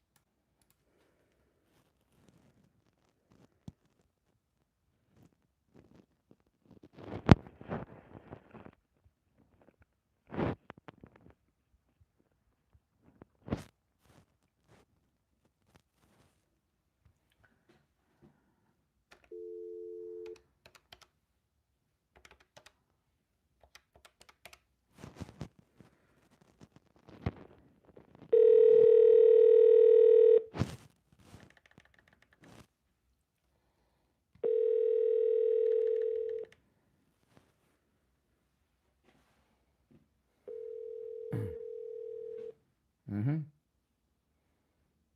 Your call has been forwarded to voice.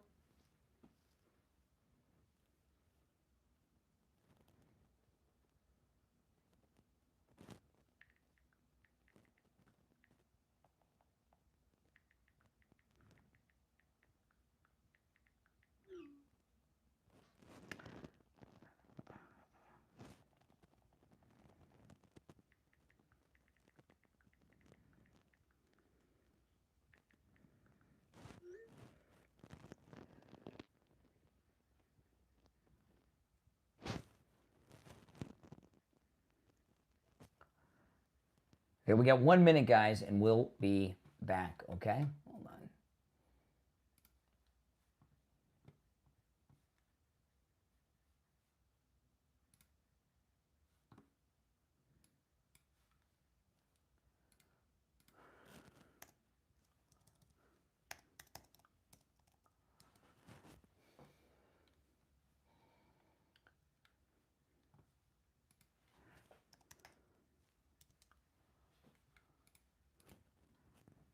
Thirty seconds.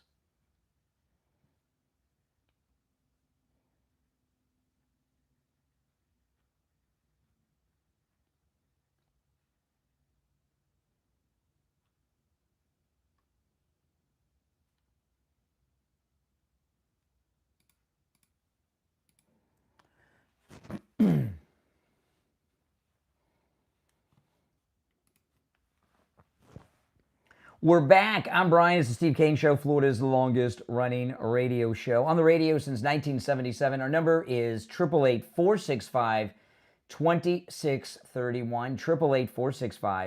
888-465-2631. It is open phones every Friday, Open Maga Mike Friday. On Open Maga Mike Friday, you can call in about any and everything on your mind. You're not limited to whatever topics we bring up, but I think I brought up a lot of things that are important. Hope you find them interesting to comment on, but you can bring up anything you want on Friday's show. All right, so show prep up to you guys, but I got a couple things I want to cover before I go back to the phone, so if you're on hold, hang in there.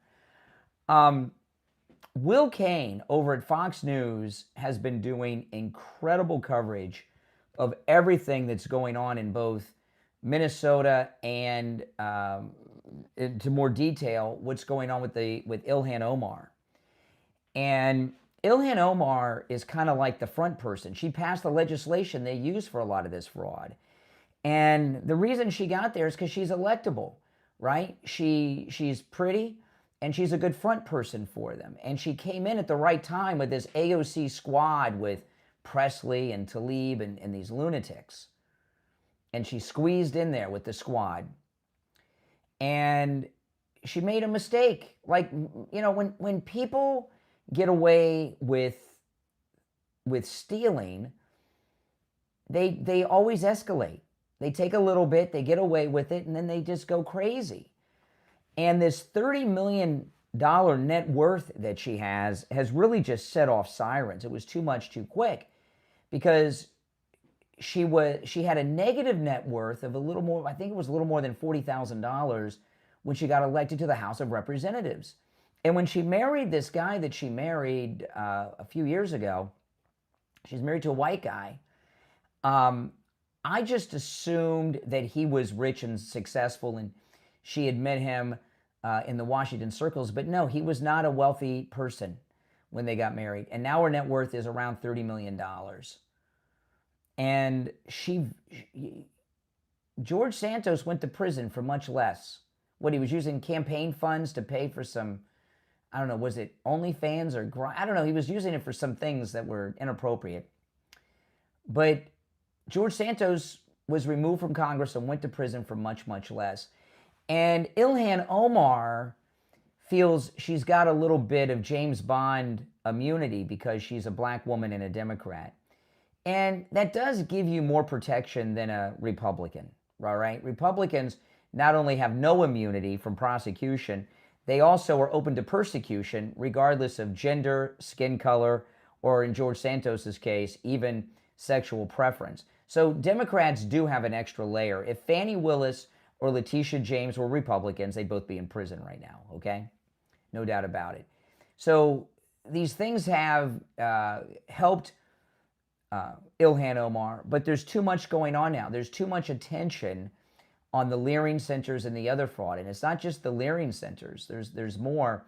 Anyway, so Will Kane, they made such a great choice replacing Neil Cavuto with this guy because it's Will Kane show is must-see TV. He's very, very good, and he's doing a lot of coverage here. Here he's talking about Ilhan Omar.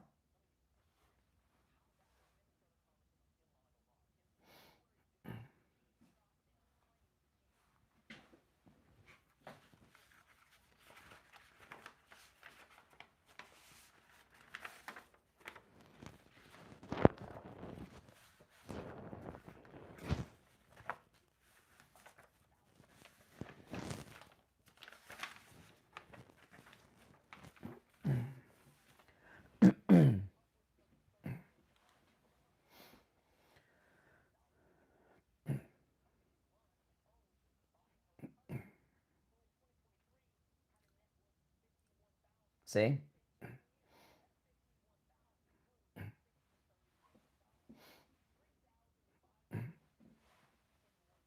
Wow.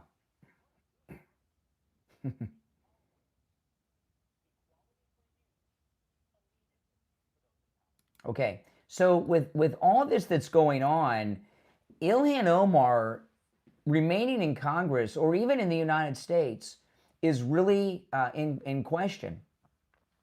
The normal immunity protections that someone that checks off all those boxes don't apply. There's too much fraud going on. And the deeper this goes, the more, and you just heard there, Will Kane, he did some research on the husband whose net worth was $55,000 when they got married.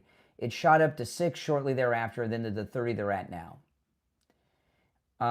And it obviously is what's going on in Minneapolis. And you got to wonder how many other people are making the money. And with what she did, that was a little more amateur hour than what some of these others did, is she kept the money herself. Usually they spread the wealth around, like Joe Biden was the perfect example, right? If you ever read Peter Schweizer's books on the corruption, what was the one, not Clinton Cash, Peter Schweizer did a book after Clinton Cash about all the people in Congress that, and it was a Chinese ring to the tie. I can't remember, but anyways, one of Peter Schweizer's books, and Joe Biden had 5 family members total that were his front people for the money: his son, his brother, his sister,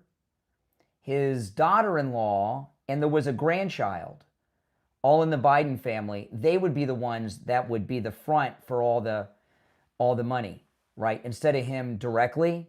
So when he did his financial disclosures, it never showed his true net worth. I mean, when they went through Biden's finances, it showed that Hunter was even paying his cell phone and cable bill. Give me a break.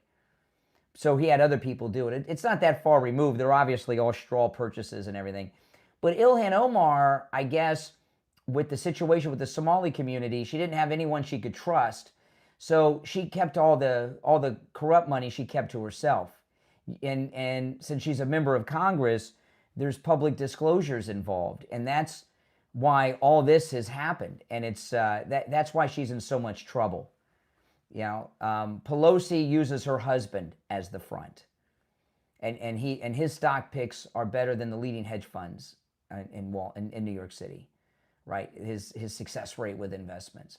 So that's the mistake she made.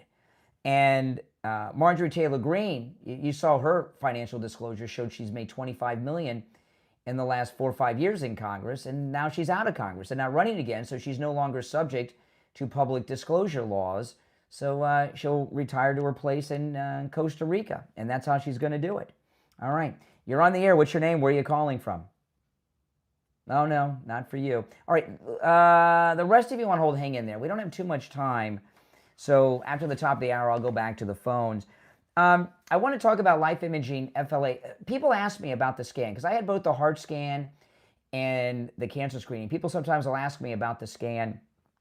And it not only is it simple and takes just a few minutes, the machine, I'm not a healthcare professional, so, I'm very much a layman. The machine is totally open. There's like a ring. When I went over to Life Imaging FLA, I didn't know what to expect, and I assumed I was going to go inside one of those big MRI machines. That's not the case. It's a machine. You lay down, and it's just a ring, and so it's completely open. It takes just a few minutes, and it's not loud. And I thought I was going to have to put on a hospital gown. I was over there with someone from the radio station, and I told him, I said, hey, I gotta, can you step outside? I gotta put on a. And they said, what are you talking about? No. And I was taking my watch. They said, no, put your watch back on. So I wore what I wore when I went there, which was my shirt, my jeans, everything, my shoes, socks. I didn't have to take anything off for both the heart scan and the cancer screening, which I did at the same time. And it just took a few short minutes. So no, none of that's involved. It's real easy. Life Imaging FLA has locations in Broward, Palm Beach, and Dade County. Call Life Imaging FLA for your free heart scan with a few minimum requirements valued at $699. From your cell, call pound 250 and say free heart scan. You'll be connected in seconds. That's pound 250. Just say free heart scan and you'll be connected in seconds. All right. We have less than a minute left, so if you're on hold, stand by. We'll go to the phones after the top of the hour break. But Ilhan Omar she's in some serious trouble. I'm not kidding. All right, our number's toll-free, 1-888-465-2631, 888-465-2631, 888-465-2631. It is open phones. Any and everything on your mind's fair game on Friday's show. It's open MAGA Mike Friday. You're not limited to any of the topics that I brought up. When we get back, I'll do my best to take the calls in the order in which they were received, although I lose track when there's so many people on hold like now. So again, we'll go to the phones when we get back from the break. You're listening to The Steve Kane Show, Florida's longest running radio show. My name is Brian Craig, back after our top of the hour break. All right, guys, hang in there if you're on hold. Yeah, she's in some serious trouble, Ilhan Omar. I'm not kidding with that. She's in some big old trouble. All right, let's see here.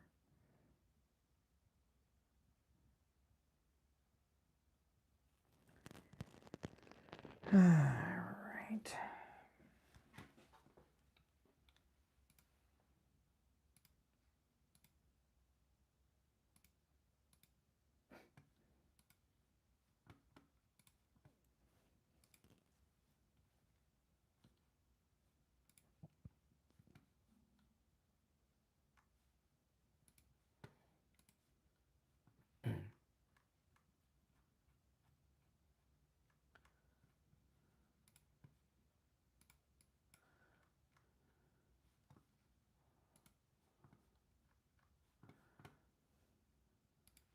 All right. Call is on hold. Hang in there. We will be back shortly.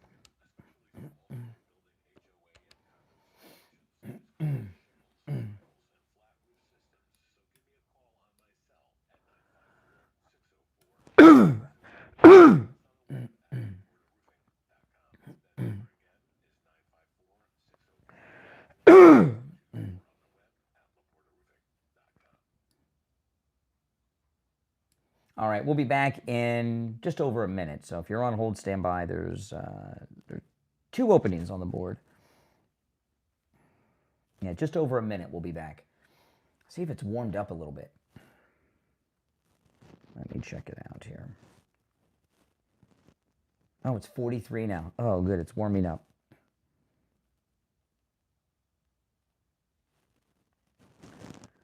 All right, less than a minute.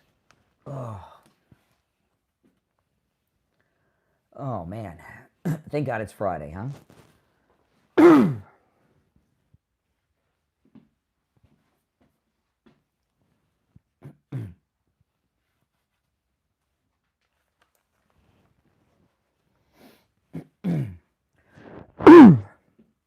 The cold weather affects my voice.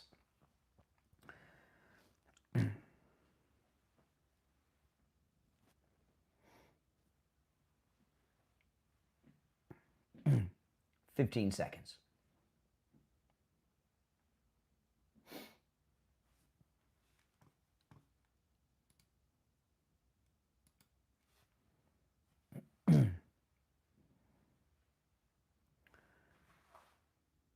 The 8 o'clock hour has begun. I'm Brian Craig. It's the Steve Kane Show, Florida's longest running radio show. All right, back to our phones. You're on the air. What's your name? Where are you calling from? Hi, I'm Leah. I'm calling from Minnesota.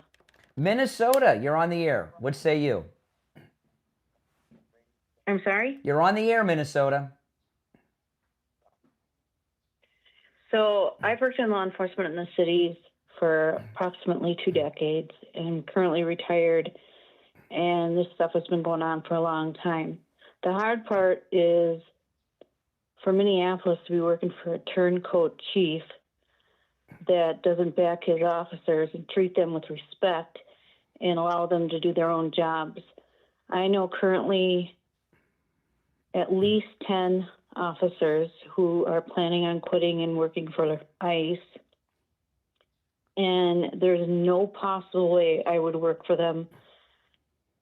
And like I said, the turncoat chief and the mayor, it's been absolutely the mayor, the chief is one of the most weakling police chiefs I've ever seen. What's his background?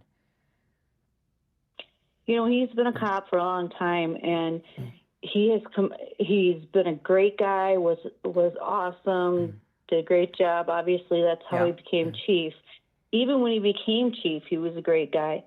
But all this politics has swayed him, and I just think he wants to keep his job, right? I'm sure he makes a lot of money. You're retired police in Minneapolis? Yeah, I'm not Minneapolis, no, St. Paul. Oh, okay. But, well, Twin City. But let me ask you a question, because there's something I was wondering about. I haven't heard anyone, and I'm not sure if you know, but because you're from St. Paul, but when the Renee Good incident happened, it was reported that the mayor had told the police chief not to allow Minneapolis police officers to answer backup requests from the ICE agents in town. Does the mayor have authority over the police chief, or is it just politics? The mayor definitely has authority over the police chief. Wow. He has said, Mayor Fry has been saying that since the very beginning.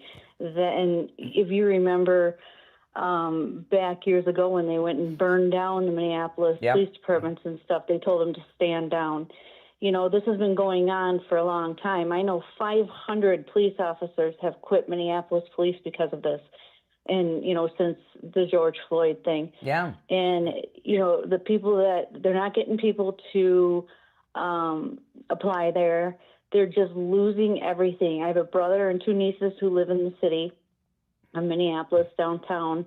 I was just recently down there taking my mom for radiology appointments, and it's right in the center there. And we got lost, and interestingly enough, my thing said, hey, turn left on 6th Avenue. We get to 6th Avenue. It's called Smalley Avenue now. And so... Is that the official name, or is that just what all the locals call it? No, it literally is a green sign that says Somali Avenue. Oh, my goodness. And I know. And so I'm sitting there, and we're like, okay, so what way should we go? Because Cedar's closed. And so 2 Somali men walked up to my vehicle, And I rolled down my window and I'm like, can I help you? And they're like, no, can we help you? And I'm like, yeah, I'm looking for, this hospital. And they're telling me the Fulton Hospital. And I'm like, that's not the one I'm looking for. And they're like, this is our sacred ground. You do not belong here. And you're going to need to leave. Wow. And I said, well, I'll sit here until I can figure out where I'm going. And we've given you the address several times. We've given you the address several. I mean, they were just out of control. It's out of control. What do you think that's about? Is it because they're suspicious of white people? 100%. But, the thing is, and that was just, probably 2 weeks ago. And then, I don't think people realize that once you leave the cities, so I'm 30 miles north, and all the outskirts, you've got like 85-90% of people who are conservative and do not want this, but because it's so inundated with, Democrats and liberals, and then you got the Somalis who are Joe Biden fans, of course, and whoever that let them in here, and they overrule all the people that are trying to be, good and have back the Minnesota nice we had. I think that is what screwed us, excuse me, but for so many years we were Minnesota nice, and then everybody just let everybody in. And Fry's going back on TV saying, "Get the F out of here, ICE," and all of us are saying, and I know hundreds of St. Paul officers are like, "Are you kidding me? I can't even imagine not backing up another law enforcement individual." They are law enforcement individuals. They have laws to follow. And you know what else people don't know? It's not like these guys go out on the street and just look for people. They go into a room. They say, "Here are the warrants you're going to go out and get today," and that's what they do. Here's 20 people that you need to get today. They are warrants for this, that, and everything. And they're out looking for those people. And there's been, about a week or two at least of them following these people around, knowing where they are so that they don't have a problem picking them up. So they pick the right time where they know they're absolutely going to be. So if they're going into a restaurant, it's because that person has gone into that restaurant several times, and investigators have seen that. It's not like they're just walking around going, "Can I see your license? Can I see your documentation?" You look Hispanic. Happening. Yeah, exactly. Let me ask you. One of the disturbing things is the mayor and the chief telling Minneapolis officers not to respond to backup requests from the ICE agents. I mean, as a retired police officer, that seems terrifying to me. That radio call is supposed to bring backup. You're not supposed to think about these politics. What goes through the mind of an officer on patrol? They were ordered by someone from dispatch not to give backup to those ICE agents in the Renee Good incident. I mean, what does an officer think when they're ordered to not respond to a backup call? That's scary to me. Well, it is always scary because whenever someone calls 1033 or officer in need, everybody goes. Yeah. And so it's so sad because it's in their nature to go and back their fellow officers. And once they're stopped, it's kind of like being in a police chase. You're chasing this vehicle for 15, 20 minutes, and then it gets to the point where it seems like it's going to be too dangerous, so your sergeant calls it. And you're like, "Oh, man, but what happens is you shut down your lights, you shut down your sirens, and you continue to follow the vehicle. Yeah. And you don't chase them, you don't do anything, but you're going to catch them. It's not, it's going to happen, but you're so pumped up because you're like, I know this person almost just killed like 30 people on the road, and I want to get them off the road, but you're being, told to stand down. And this is exactly what's happening to these officers who know that their brothers and sisters are being attacked and being brutally treated, and they cannot go and back them. And that's why they go home. And they're human beings. They go home and they tell their families. This is BS. I can't even back my brothers and sisters in law enforcement. And, people may hate officers and stuff like that. But I'll tell you, to me, if whoever gave the order to tell officers not to respond to the backup requests from those ICE officers, to me, it seems criminal. In the Renee Good death. It is criminal. Like manslaughter or felony murder. I don't know. It is criminal. And, of course, when you say criminal, is it something that you could prosecute and charge someone with? I mean, obviously, morally, it's criminal. Yes. Yeah? Yes, federally, yes. And that's why Trump is becoming so much more involved. And, you've got Chrissy Noem down there and stuff, but you have, it's just the same thing. You have to do the investigation and figure it out. But I'll tell you, Tim Walz, Frey, Keith Ellison, they're all going to get it's coming to them. Not, you know what I'm saying? Like, they're going to get arrested. They're going to get arrested. Some of these people are going to end up in prison. Whether it's Fry or the police chief, people are going to go to prison for this when it's over, because people are getting shot and killed over. Listen, I got to run for a break, but listen, call me. Sure. Call me as the story develops, on other days, because it's not just that you're there as retired police from the area. You've got a perspective, and you have a lot to add. So make sure you call me again when you feel that it's relevant. You got something to share.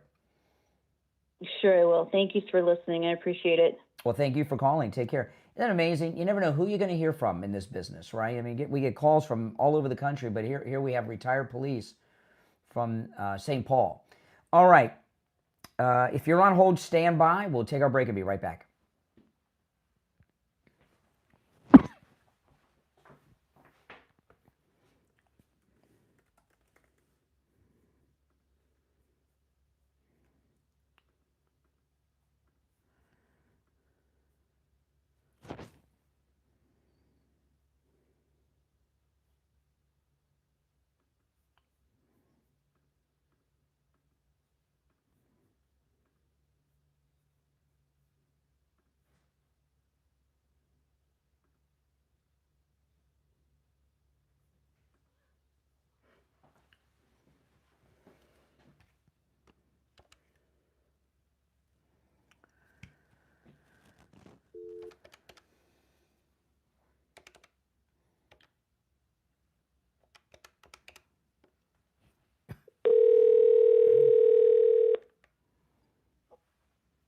Hey, Brian. Hey there. We have about 90 seconds. I'm going to put you on hold, okay? And I'll when you hear me next, we'll be on the air.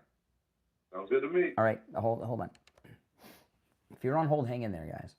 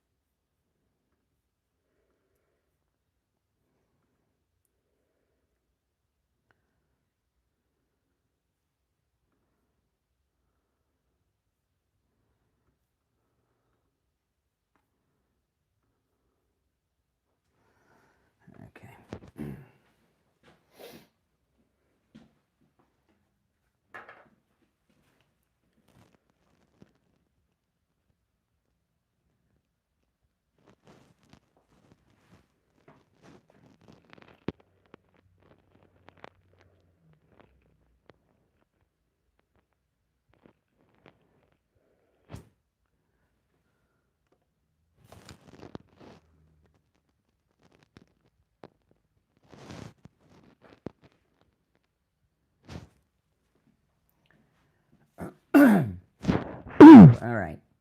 15 seconds, guys.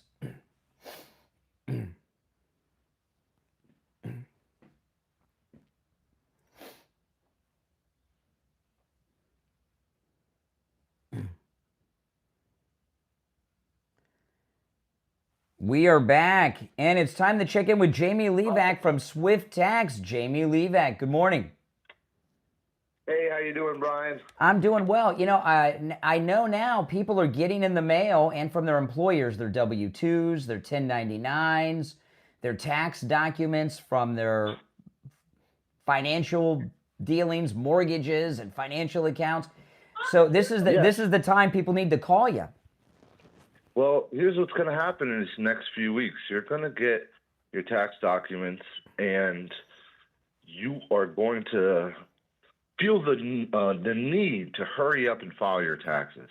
Listen, if you are a W-2 worker, 1099 gig worker, you have time. So instead of rushing to go to TurboTax, Jackson Hewitt, H&R Block, take the time to call me, make a plan, find out your situation, and attack.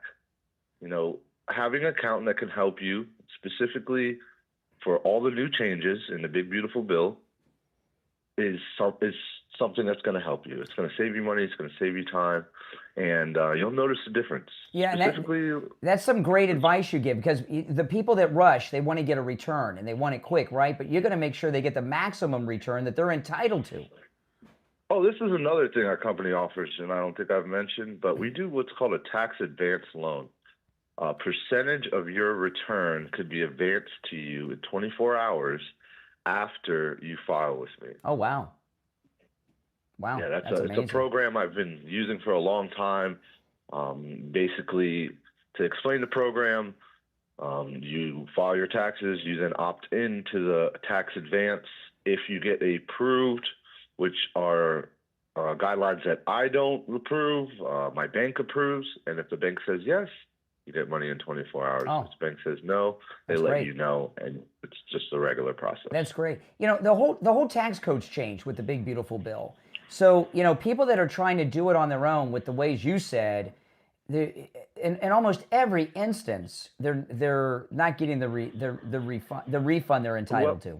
100%. And if you want to prove it to be true, call me up. After you put in your W-2, right in the TurboTax, call me up with the numbers that you received, and I will explain to you line by line how you can get more money back. Now listen, Jamie LeeZep at Swift Tax, he's located right here in South Florida, but he can help you with your taxes no matter where you're located in the United States, and not just your federal income tax, but your state taxes, your city taxes. If you're a business owner, he can help you with your business taxes, your payroll taxes, even your bookkeeping. Give Jamie LeeZep at Swift Tax a call. This number rings directly to Jamie LeeZep, so you can call or text 954-773-1587. I got your number like memorized, Jamie, pretty much by now. Well, remember, listeners, the tax advance loan is an option for everybody, exclusively if you're getting a return or a refund. Yes, 954-773-1587. 954-773-1587 for Jamie LeeZep at Swift Tax. All right, some great information, and that's a great opportunity to get that refund. They can get it within 24 hours. Give Jamie a call. All right, Jamie, we'll talk next week. Sounds good, Brian. Have a good weekend. You too. Take care. Wow. All right, guys, give him a call. He's handling Steve Kane's taxes and his bookkeeping and business taxes and everything, by the way. And I just met with him the beginning of Monday or Tuesday, I think. Was it Monday or Tuesday? I met with Jamie LeeZep myself. All right, let's go back to the phones. You're on the air. What's your name? Where are you calling from? My name's Andy Watson. Okay. You're on the air. What's your name? Where are you calling from? Morgan from Pennsylvania. How are you doing? Hey, Morgan. I'm doing. Give me a moment here. Morgan from Pennsylvania. All right. What's on your mind, Morgan from Pennsylvania? Hey, I'm writing a book about advocating against elected officials having qualified immunity. What's your thoughts on this? I have no thoughts on it. When you say qualify, you got to be more specific than that. You're talking about you want to be able to you want to be able to prosecute federal agents that protect their lives. Federal agents, governors, senators, state officials, police officers. No, that sounds like whatever they got on the books now seems to work pretty well.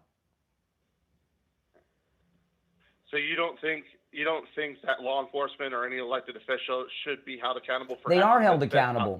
If you're a police officer and you go out and murder someone, right? And it's a bad shoot, you're going to go to prison. And I'll remind you, where's Derek Chauvin live right now? Where's he live? Derek Chauvin? You know who he is? Is he the guy that shot that lady in Minneapolis, correct? Derek Chauvin, he was the officer that was arresting George Floyd. Oh yeah, he's in prison. He's in prison. Okay, so why do you need to change the laws? Officers go to prison. So what I'm curious about, this is what I'm trying to figure out is, why do you hate cops? I don't hate cops so much as I hate elected officials, especially the Democratic Party. And my reason for that, may I just say quickly, my reason for that is I'm a survivor of something called the Kids for Cash scandal, where 3,000 children were kidnapped and over 100 were murdered and written off as suicide. Okay, so you were kidnapped? At age of 14, yeah. Oh my goodness. And 3 other kids. Look it up. It's called the Kids for Cash scandal. When I was 14 years old, I was taken from my parents' house, put in a partial facility, beaten up by adults, told that I was a kid with problems, then transferred to a non-private privatized facility that the governor of the state was laundering $23 billion a year in that facility, and they murdered kids at that facility, which I was privy for one of those. Well, I believe you. I mean, I'm not familiar with it. I'll look it up, but you sound sincere, and not every. I had to sign an NDA, and I've had all 3 elected governors of my state who know of me personally have done everything they can to keep me out of any kind of litigation or any kind of anything. But here's the thing. I just want to say a couple things to you because I believe your story. Okay, I'm not questioning your story or anything. I mean, there's precedent. Hold on. Let me speak because I want to make a couple points. Number one, to address your first point. Derek Chauvin is one of many examples. The Rodney King cops went to prison, okay, federal prison. That beat Rodney King, okay? Stacy, I don't want to say Stacy's name because the last name can be, people don't remember. They'll think I'm using a racial slur. But those cops went to prison. Derek Chauvin's in prison. Other cops go to. There's already something in place. Now, with that being said, not every bad guy gets busted and goes to jail. People get away with crime all the time. Like in your instance, some people got away with crimes, and that's a sad thing. And I can hear the trauma in your voice. Well, I mean, I just signed an NDA with the state that was enforced for 50 years. I watched the governor get away from prosecution. I watched the next governor suppress any investigation. And the current governor has just looked the other way. Mm-hmm. Well, I mean, at 19 years old, I had a governor walk up to me at my job, ask what I would do. I'll look that up. What was it called again? I'll look it up later and read about it. Kids for Cash scandal out of Pennsylvania. A judge was getting paid to put kids in these privatized prisons for money. Now, the only thing they went. That actually. What? I think I've heard of this. It's been a long time, right? When was this? Yeah, Judge Chivarella, Ed Rendell was the. Was this like in the early? Was this like in the early 2000s or the 90s? 2004, 2005. Yeah, it sounds vaguely familiar. I'll read up. Hey, listen, I'm gonna move on because I don't want to get bogged down on this too much. But I do believe your story. You're very sincere, and I understand. And I'll read up on it and take care of yourself. Yeah. All right. You're on the air. What's your name? Where are you calling from? My name's Andy. I'm from Indiana. Okay, Andy in Indiana. I just want to compliment you on your show. I was able to listen to Rush Limbaugh for years because I drove a truck across country. After I got out of the Army, and I am a Vietnam veteran. Well, thank you very much. I appreciate your kind words. Oh, thank you so much, sir. All right, take care. All right, let's go. You're on the air. What's your name? Where are you calling from? My name is Ernie, and I'm calling you from Boynton Beach. All right, Ernie in Boynton Beach. What's on your mind? Yeah, I have a question for you. I listen to your show. I enjoy it. I saw online yesterday that they sold the radio station. So I'm wondering, and it said in 2 weeks your show wouldn't be on there anymore. No. Is there another station? No, it didn't say that. It didn't say that. If you want to forward it to me, you can forward it. It didn't say that. But there has been some changes. I'm not going to be sharing them on the air, but there's been some changes in that realm. All right? Take care. Yeah. Wishful thinking. You're on the air. What's your name? Where are you calling from? Brother Brian, good morning. Hey, IB, what's up? I'm glad that lady called who was the ex-cop and talked about all the other cops that were leaving the jobs and everything. I mean, let's not forget about defunding the police and how that was such hot stuff in the news not so long ago. you know. They always want to have it both ways. See, I like the fact that she's saying the police chief is pretty much a nice guy, because if you really looked at that interview last night, his head was hung so low, either in shame or in disapproval. And he also said that they were unlawfully protesting. Now he said that right there in the front of the mayor. He said they were unlawfully protesting, but then the mayor always goes back, they're peacefully protesting, and we want to protect our people, all of our people, all Minnesotans or whatever. Well, Minnesotans now mean illegal Venezuelan gang members and such. Yeah, I feel like that guy, he wants to either get out of there, but he cannot lose his pension and his family, so he's kind of like stuck. I don't know. Right now. He's been a cop for a long time. He's probably got his pension. The chief... But, the chief's making a lot of money. I mean, I don't know. When I played the clip earlier, when the Mayor Fry made those insane comments, you could see the look in the eyes of the police chief. He got all big-eyed, and there was a lot of panic going on with the police. Listen, I looked at the clock. I got to run. I'm late for the break for the bottom, but I appreciate the call, IB. If you're on hold, stand by. It's the Steve Kane Show, Florida's longest-running radio show. My name is Brian Craig. We'll be right back.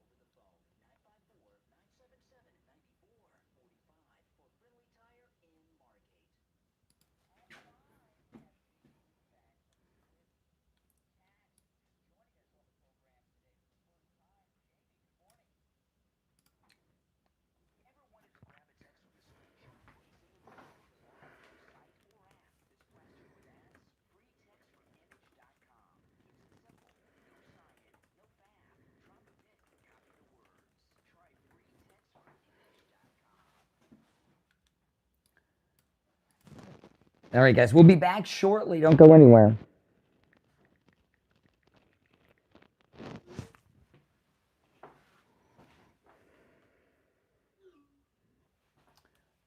Okay, about 90 seconds.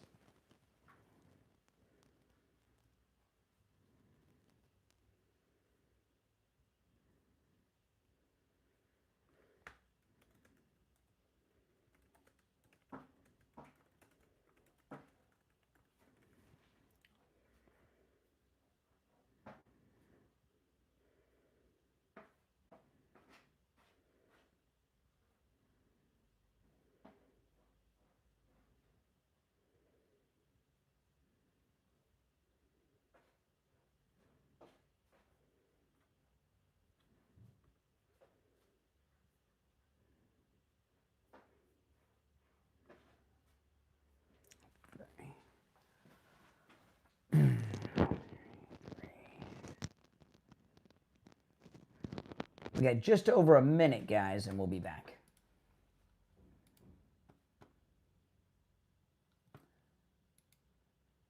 Okay, where's that other?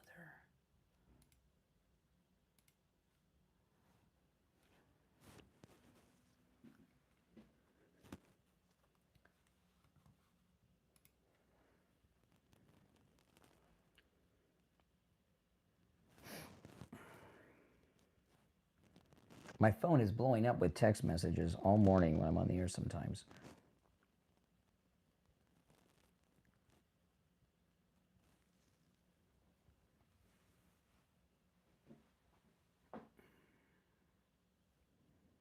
30 seconds and we'll be back.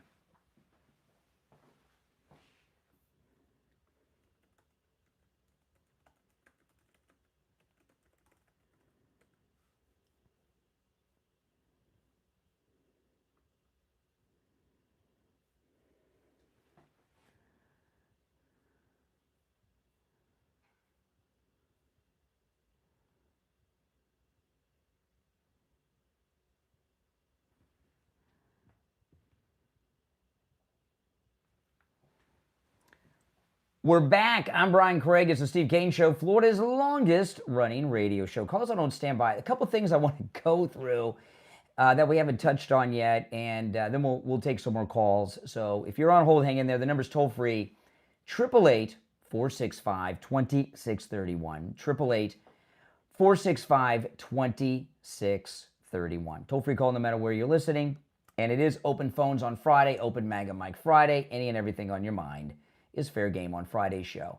So there was a video, you may have seen it in some images, of a woman in Jacksonville who, well, she got picked up and she resisted arrest a little bit, and they took her away when she attacked officers.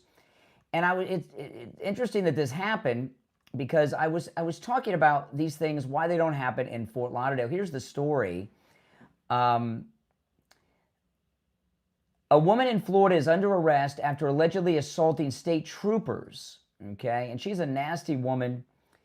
And Governor Ron DeSantis was asked about this yesterday. The audio quality of this isn't that great. I was looking during the break for some better audio of it, but it does the trick. It's only a few seconds long.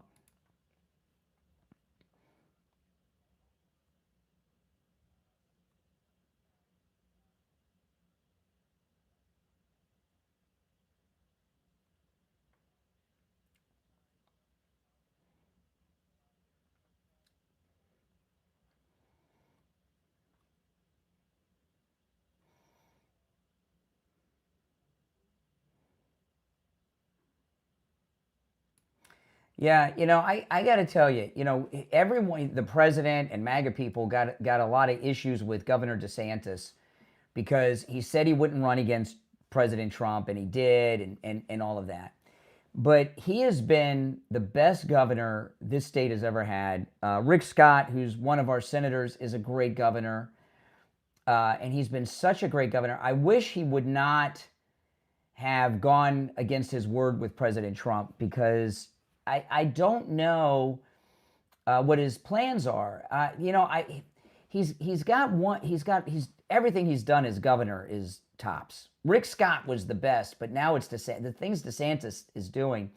And one of the things DeSantis is doing, which I thought was something he was going to use to run for the Senate, because, Marco Rubio gave up his Senate seat to be Secretary of State. Governor DeSantis picked the replacement. I just forgot her name, but she's not likely to win re-election. The people that get appointed don't typically win the election. Most of the time, they don't even run.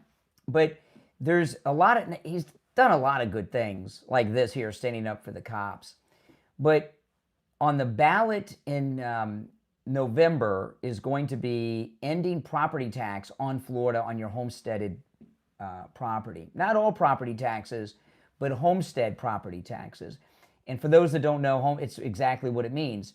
You can own multiple homes, but you get a homestead exemption for the home that you live in. And you can only get one of them. So if you own 2 or more houses, you can only get the homestead exemption on the home you live in, and it's a big discount on your property taxes, okay? And this is, unfortunately, it's a ballot issue. The state legislature can't pass the law and the governor can't sign it. It's a ballot issue because Governor DeSantis talked about this. It's done at the county level, so the state can't come in and do it. And I'd love it because the property taxes are just outrageous, and the homeowners insurance in Florida is so expensive. It shot up through the roof a few years ago when we had that hurricane that hit the Gulf Coast. And my homeowner's insurance, I'm not going to tell you what it is, but it's very high. It's one of maybe the most, if it's not the most expensive bill from my household, it's number 2. Okay, it's expensive, and a lot of people retire to Florida. They're on a fixed income, and the homeowners, and they pay off their house. They owe the house, but they still have to pay property taxes and the homeowners insurance. And the homeowners insurance is what it is. There's not as many insurance companies as there used to be covering Florida homeowners and the hurricanes, and the government really, I don't think there's much they can do about that, but they can help us on the property tax, which would be a major relief to Florida homeowners. But it's going to be on the ballot. And the likelihood of it passing is very slim. First off, people that aren't homeowners, they're not going to care. So a lot of them are not going to vote in favor of it, because if they're a renter, they feel, well, why should I, let me stick it to the landlord. Well, the landlord he'd still have to pay taxes on your rental property, because that's not a homestead. But so a lot of people rent, and they're not going to vote for it, a lot of them. Some of them might, but most of them probably, they don't care. And liberals that are homeowners, a lot of them will not vote to rid us of property taxes on our homesteaded property, because liberals always, I've seen, we don't have a state income tax in Florida. It's part of the Florida state constitution, so they can't change that. But we have sales tax increases from time to time, and those are always on the ballot. And I cannot remember an increase in the sales tax not passing. They always pass. Sometimes it's a penny, sometimes it's half a cent, and it seems like nothing, but it's ridiculous. And liberals, they always pass, because I've lived in Florida almost my whole life, but I've lived almost all that time either in Broward or Palm Beach County. And Broward and Palm Beach County are Democrat-controlled counties, and they always pass because Democrats always vote for the tax increase. It's crazy. So I know a lot of Democrat homeowners in Florida are going to vote against ridding themselves of the property tax because liberals are stupid. But what I thought was going to happen, I'm going to be, when it's on the ballot, believe me and a lot of other people are going to be advocating for it to pass. It would not only help me a lot, my mother who's retired and a widow, it would help her a lot too, okay? And everybody. It's what Ron DeSantis says is so true. You're basically a renter of the property you think you own. Even when it's paid off, you're renting it from the government, because if you don't pay your property tax, they'll come and take it from you. But what I was thinking when he first started talking about property tax being on the ballot, I was expecting that he was going to run for the Senate. And that was going to be a big issue he was advocating for. And a lot of MAGA people in Florida who are upset with Ron DeSantis for the running against Trump when he said he wouldn't, that we'd overlook that and vote for him in the Senate race in November, the same time we vote to rid ourselves of property taxes on our homes. But I haven't heard anything about his future plans. So I have no idea what Ron DeSantis is planning on doing. Maybe he's got a job lined up in the private sector. But the property tax issue here in Florida this year is going to be a big issue. We're all going to be talking about it a lot, because it has to be talked about a lot. It would be so life-changing. And, even a lot of these seniors that have the burden of having to pay their property taxes every year on a home or a condo that they retired to Florida to, and it's tough for them to make it, because when people have mortgages, most of the time, not always, but people that have mortgages, most of the time their property taxes and homeowners insurance are buried in their mortgage payment, so they don't see it. But when your home is paid off, you've got to pay that, and most everybody pays it in one lump sum, and it's a lot of money, both the homeowners and the taxes. And people that are retired and own their home, or and a lot of the homes may be condos, that's a big financial struggle and burden for a lot of retirees to make. But if they're Democrats, they will still vote to increase to not have that tax burden taken away from them. It's insane. Liberals are just stupid. when it comes to such things. All right, we're going to take our last break of the day, and when we get back, it'll be Gold Report time with William Youngerman. If you're on hold, hang in there. Our number's toll-free, 888-465-2631, 888-465-2631. I'm Brian Craig. You're listening to Florida's longest-running radio show, The Steve Kane Show, on the radio since 1977. We'll be back with the Gold Report after this.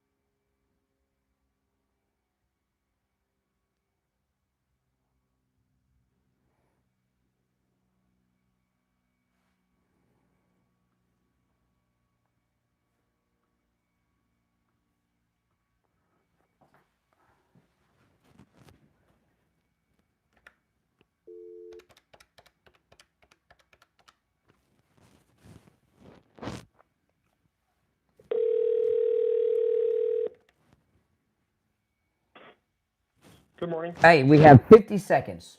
All right, so I'll put Okay. you on hold. I'll be back with you in a moment. Hold on.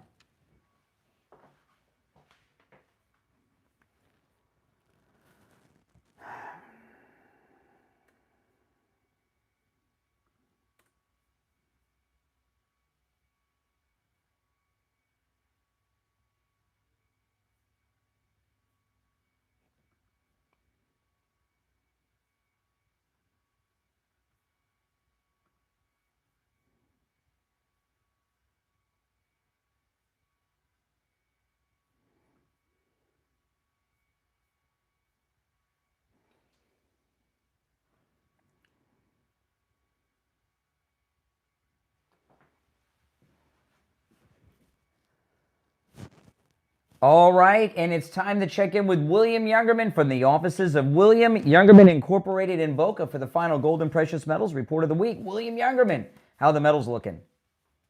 Metals are looking like a little bit of a pullback. Good buying opportunity today. This is January 16th, which is, I believe, options expiration day, which is going to make the markets very volatile. Probably see some pretty good swings today as the options expire. And that being said, gold was down $10.90 yesterday, closing out today pretty strong after trading in a range of $4,580 to $4,629 on the high, closing out the day at $4,615.30, down $10.90. Silver was down 81 cents at $92.29.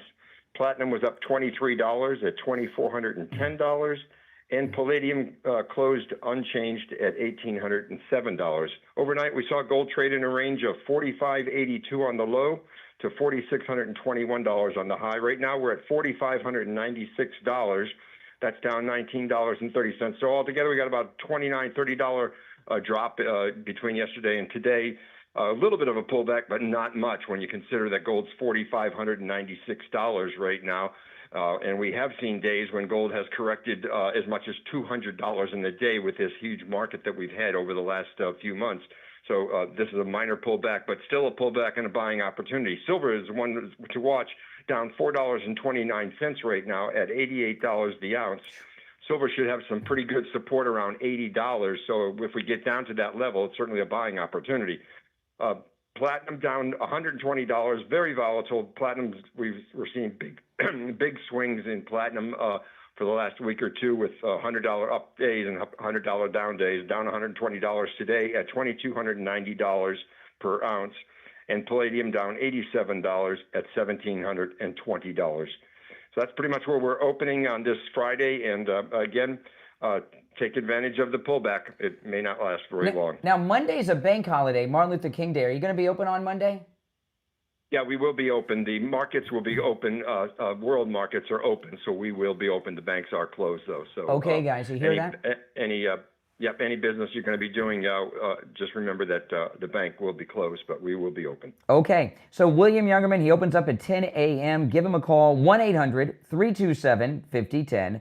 1-800-327-5010, or stop in Boca at 150 East Palmetto Park Road in Boca on the first floor of the Bank of America building, just east of US 1 Federal Highway on the south side of Palmetto Park Road. And don't forget, William Youngman has a currency exchange.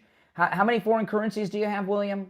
We trade about 60 different currencies. Oh my goodness, that's like all the ones. Okay, so if you're traveling, you can of course go to William Youngman's for your exchange, or if you have some foreign currency left over from a trip or something, you can turn it into U.S. dollars or maybe some gold or silver. All right, William Youngman, we'll talk on Monday. Okay, have a great weekend. Thank you. All right, take care. All right, if you're on hold, hang in there. Our number, 888-465-2631. You're on the air. What's your name? Where are you calling from? Charles from Stewart. Hey, Charles and Stewart, what's on your mind? Well, I got something a little different here.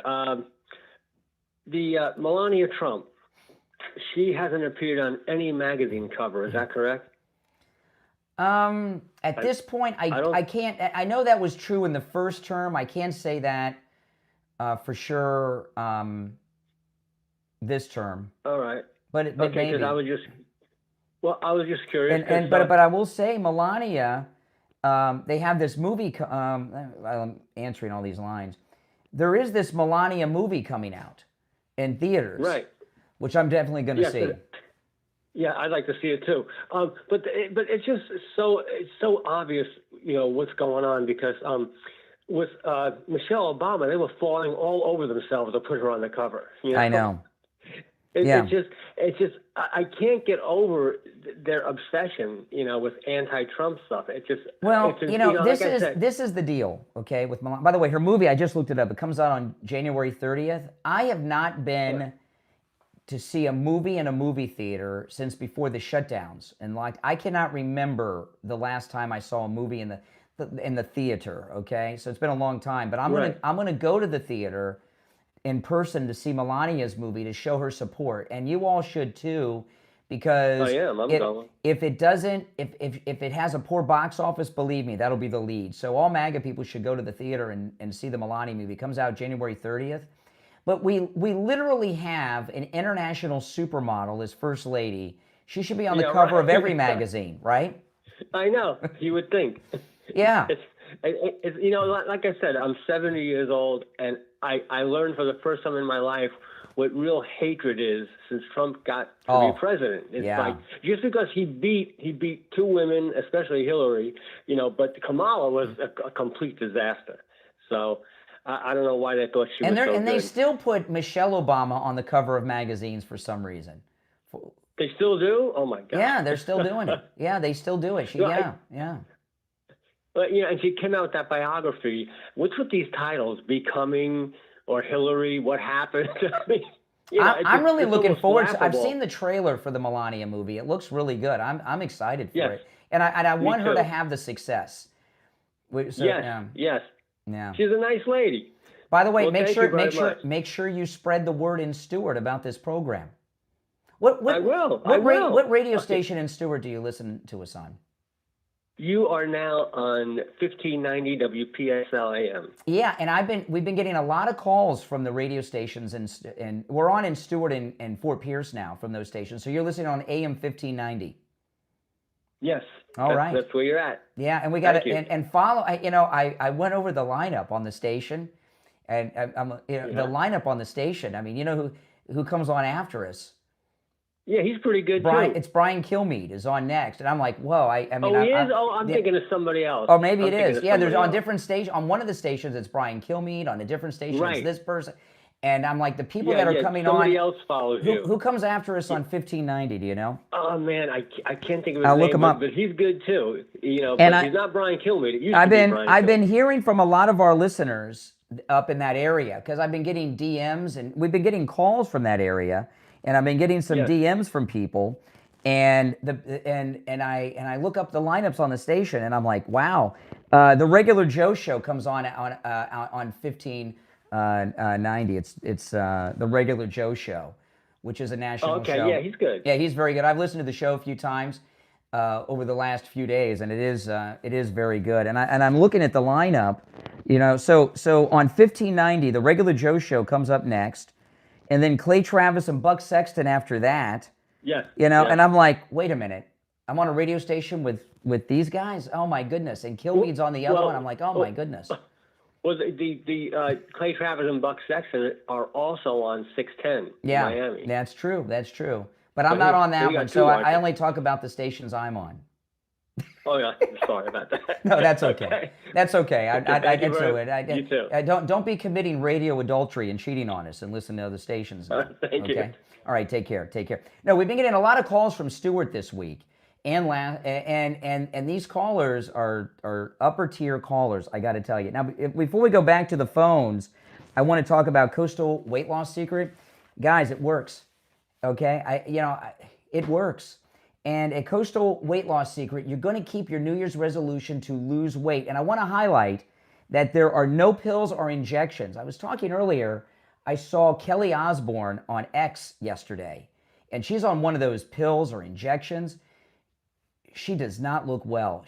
Oh my goodness. With Coastal Weight Loss Secret, you look great, like I do, right? It's because it's natural. There's no pills, no injections. Give them a call. They can help you lose weight no matter where you are. And you'll keep it off like I've done. 561-247-6300. 561-247-6300. And online, coastalweightlossSecret.com.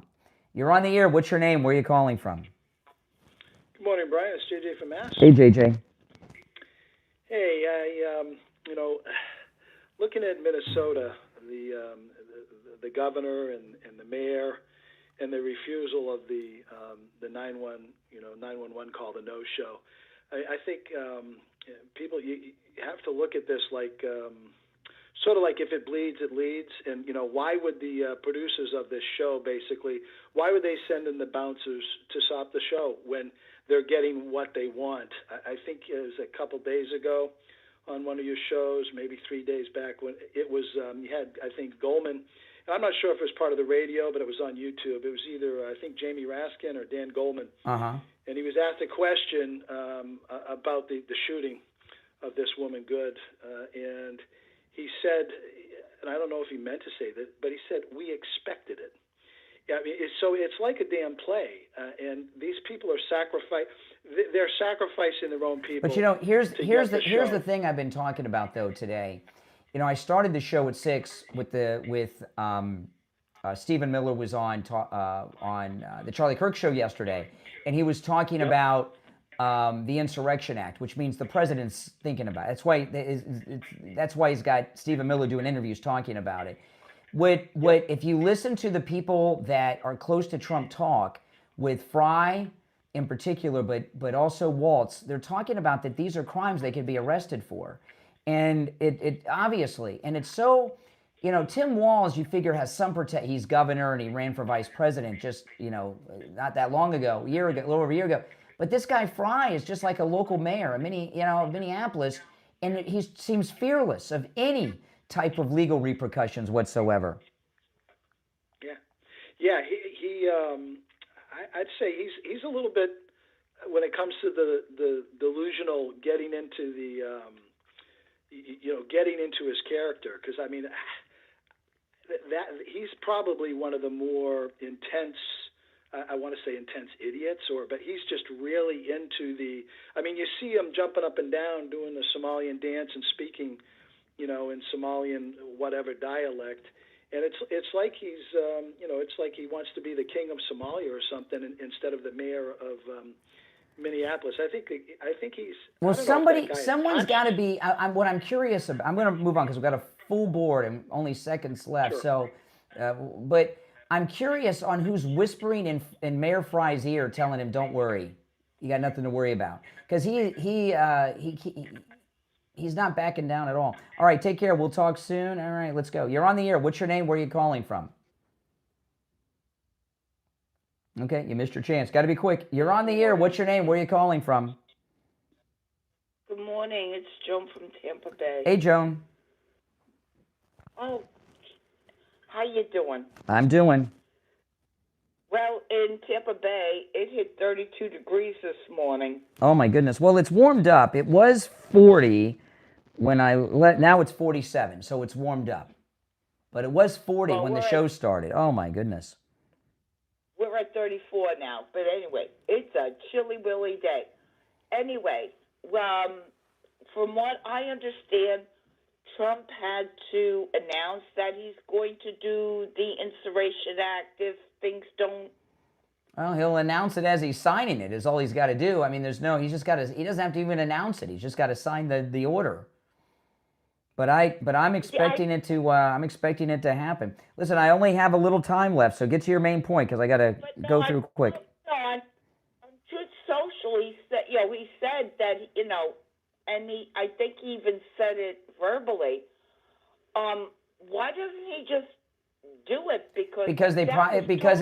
Well, my guess is it's a military operation, so they got to get the military in place and set up. Anytime you mobilize the military, it takes some time and organization. So it's not like you're sending in some cops. All right. Hey, listen, take care. All right. I'll do a quick lightning round here. We got about 90 seconds left. You're on the air. What's your name? Where are you calling from? Good morning. This is Faye Carter. I'm calling from Maynard, Texas. All right, Texas. What's on your mind? Yeah, I just wanted to wish everybody a happy Dr. Martin Luther King birthday. I marched under him back in the 60s, and I want to encourage everybody to stay encouraged and don't give up, because if they had stopped marching and got weary and got tired and gave up, I wouldn't be where I am. But let me tell you, these people in Minneapolis aren't they're not freedom riders. Where'd you march with Dr. King at? Well, I marched under his tutelage in Texas. Oh my goodness! I don't think he ever really came to No, but that's pretty risky. Awesome. A black woman in the '60s marching against the Democrats in Texas. You're lucky to be alive, lady. But look what happened. I'm a black family in the White House. I listened to Rush Limbaugh, and that's what got me started as a conservative black person. Well, listen, I'm out of time. I wish you would have called. I'll be here on Martin Luther King Day, so you can call me on Martin Luther King Day, and we'll celebrate Dr. King. But that's awesome. Okay, I love you. I pray for you. Bye-bye. All right, take care. All right, we're out of time for the week. It's the Steve Kane Show, Florida's longest-running radio show. I'm Brian Craig. See you Monday, 6 a.m. All right, we're clear. I'm going to take one or two more calls. Then I got to do some stuff. You're on the air. What's your name? Where are you calling from? Lynn from Boynton. Hey, Lynn. This is the post show, but I only have a few seconds because I gotta. Okay. Something I gotta do. I just want to say really quick that my husband and I went down to Life Imaging the other day, and we had our tests done, our scans done. And thank you so much for advertising for it, because I need to see a cardiologist pretty soon. And my husband to see his doctor. So if we hadn't had that information, I had no symptoms like you have said, and everything. And I just wanted to say thank you so much for that, because, that was our concern, because we have heart disease in our family. So it's in our mid-70s now, and we're lucky to have that info. And they were very nice there. So you got to see your cardiologist. So not to get too personal, but what'd they find? Well, they found that I have a very high, almost 2,000 is my number for my heart scan, and which means that I got to get in there because something's blocked. And my husband is like half that, so he can go see the doctor and see if they need to see somebody. Wow. But I would never have said that. So I'll keep you informed, Yeah, please But I do. have an appointment. And everything, and I'm looking positive. Well, to it. Listen, guys. Thank you so much. Call Life Imaging FLA for your free heart scan now. That's with a it. few minimum requirements valued at $699 from your cell. 10 minutes. That's right, 10 minutes. Yes, 10 minutes in there, nothing to take off or anything, and you're in and out of there, and the people are great. From your cell, call pound 250 and say the keyword free heart scan. That's pound 250. Just say free heart scan. You'll be connected in seconds. All right. Well, thanks for that info, and keep me updated. I sure will. Thank you. Bye. All right. Take care. Wow. Glad I took that call. That's going to be the last one I take. But that's going to be the new commercial for Life Imaging FLA. If you're new, make sure that you subscribe. And if you guys could please take the link to the video and share on your social media, I'd really appreciate it, okay? You guys are the marketing team of this channel. So if you take the link and share on your socials, invite your friends, your followers, your family to check the show out, I'd greatly appreciate it. All right, guys, you know me. I'll be back all throughout the weekend. Thanks for watching. I'm Brian Craig. This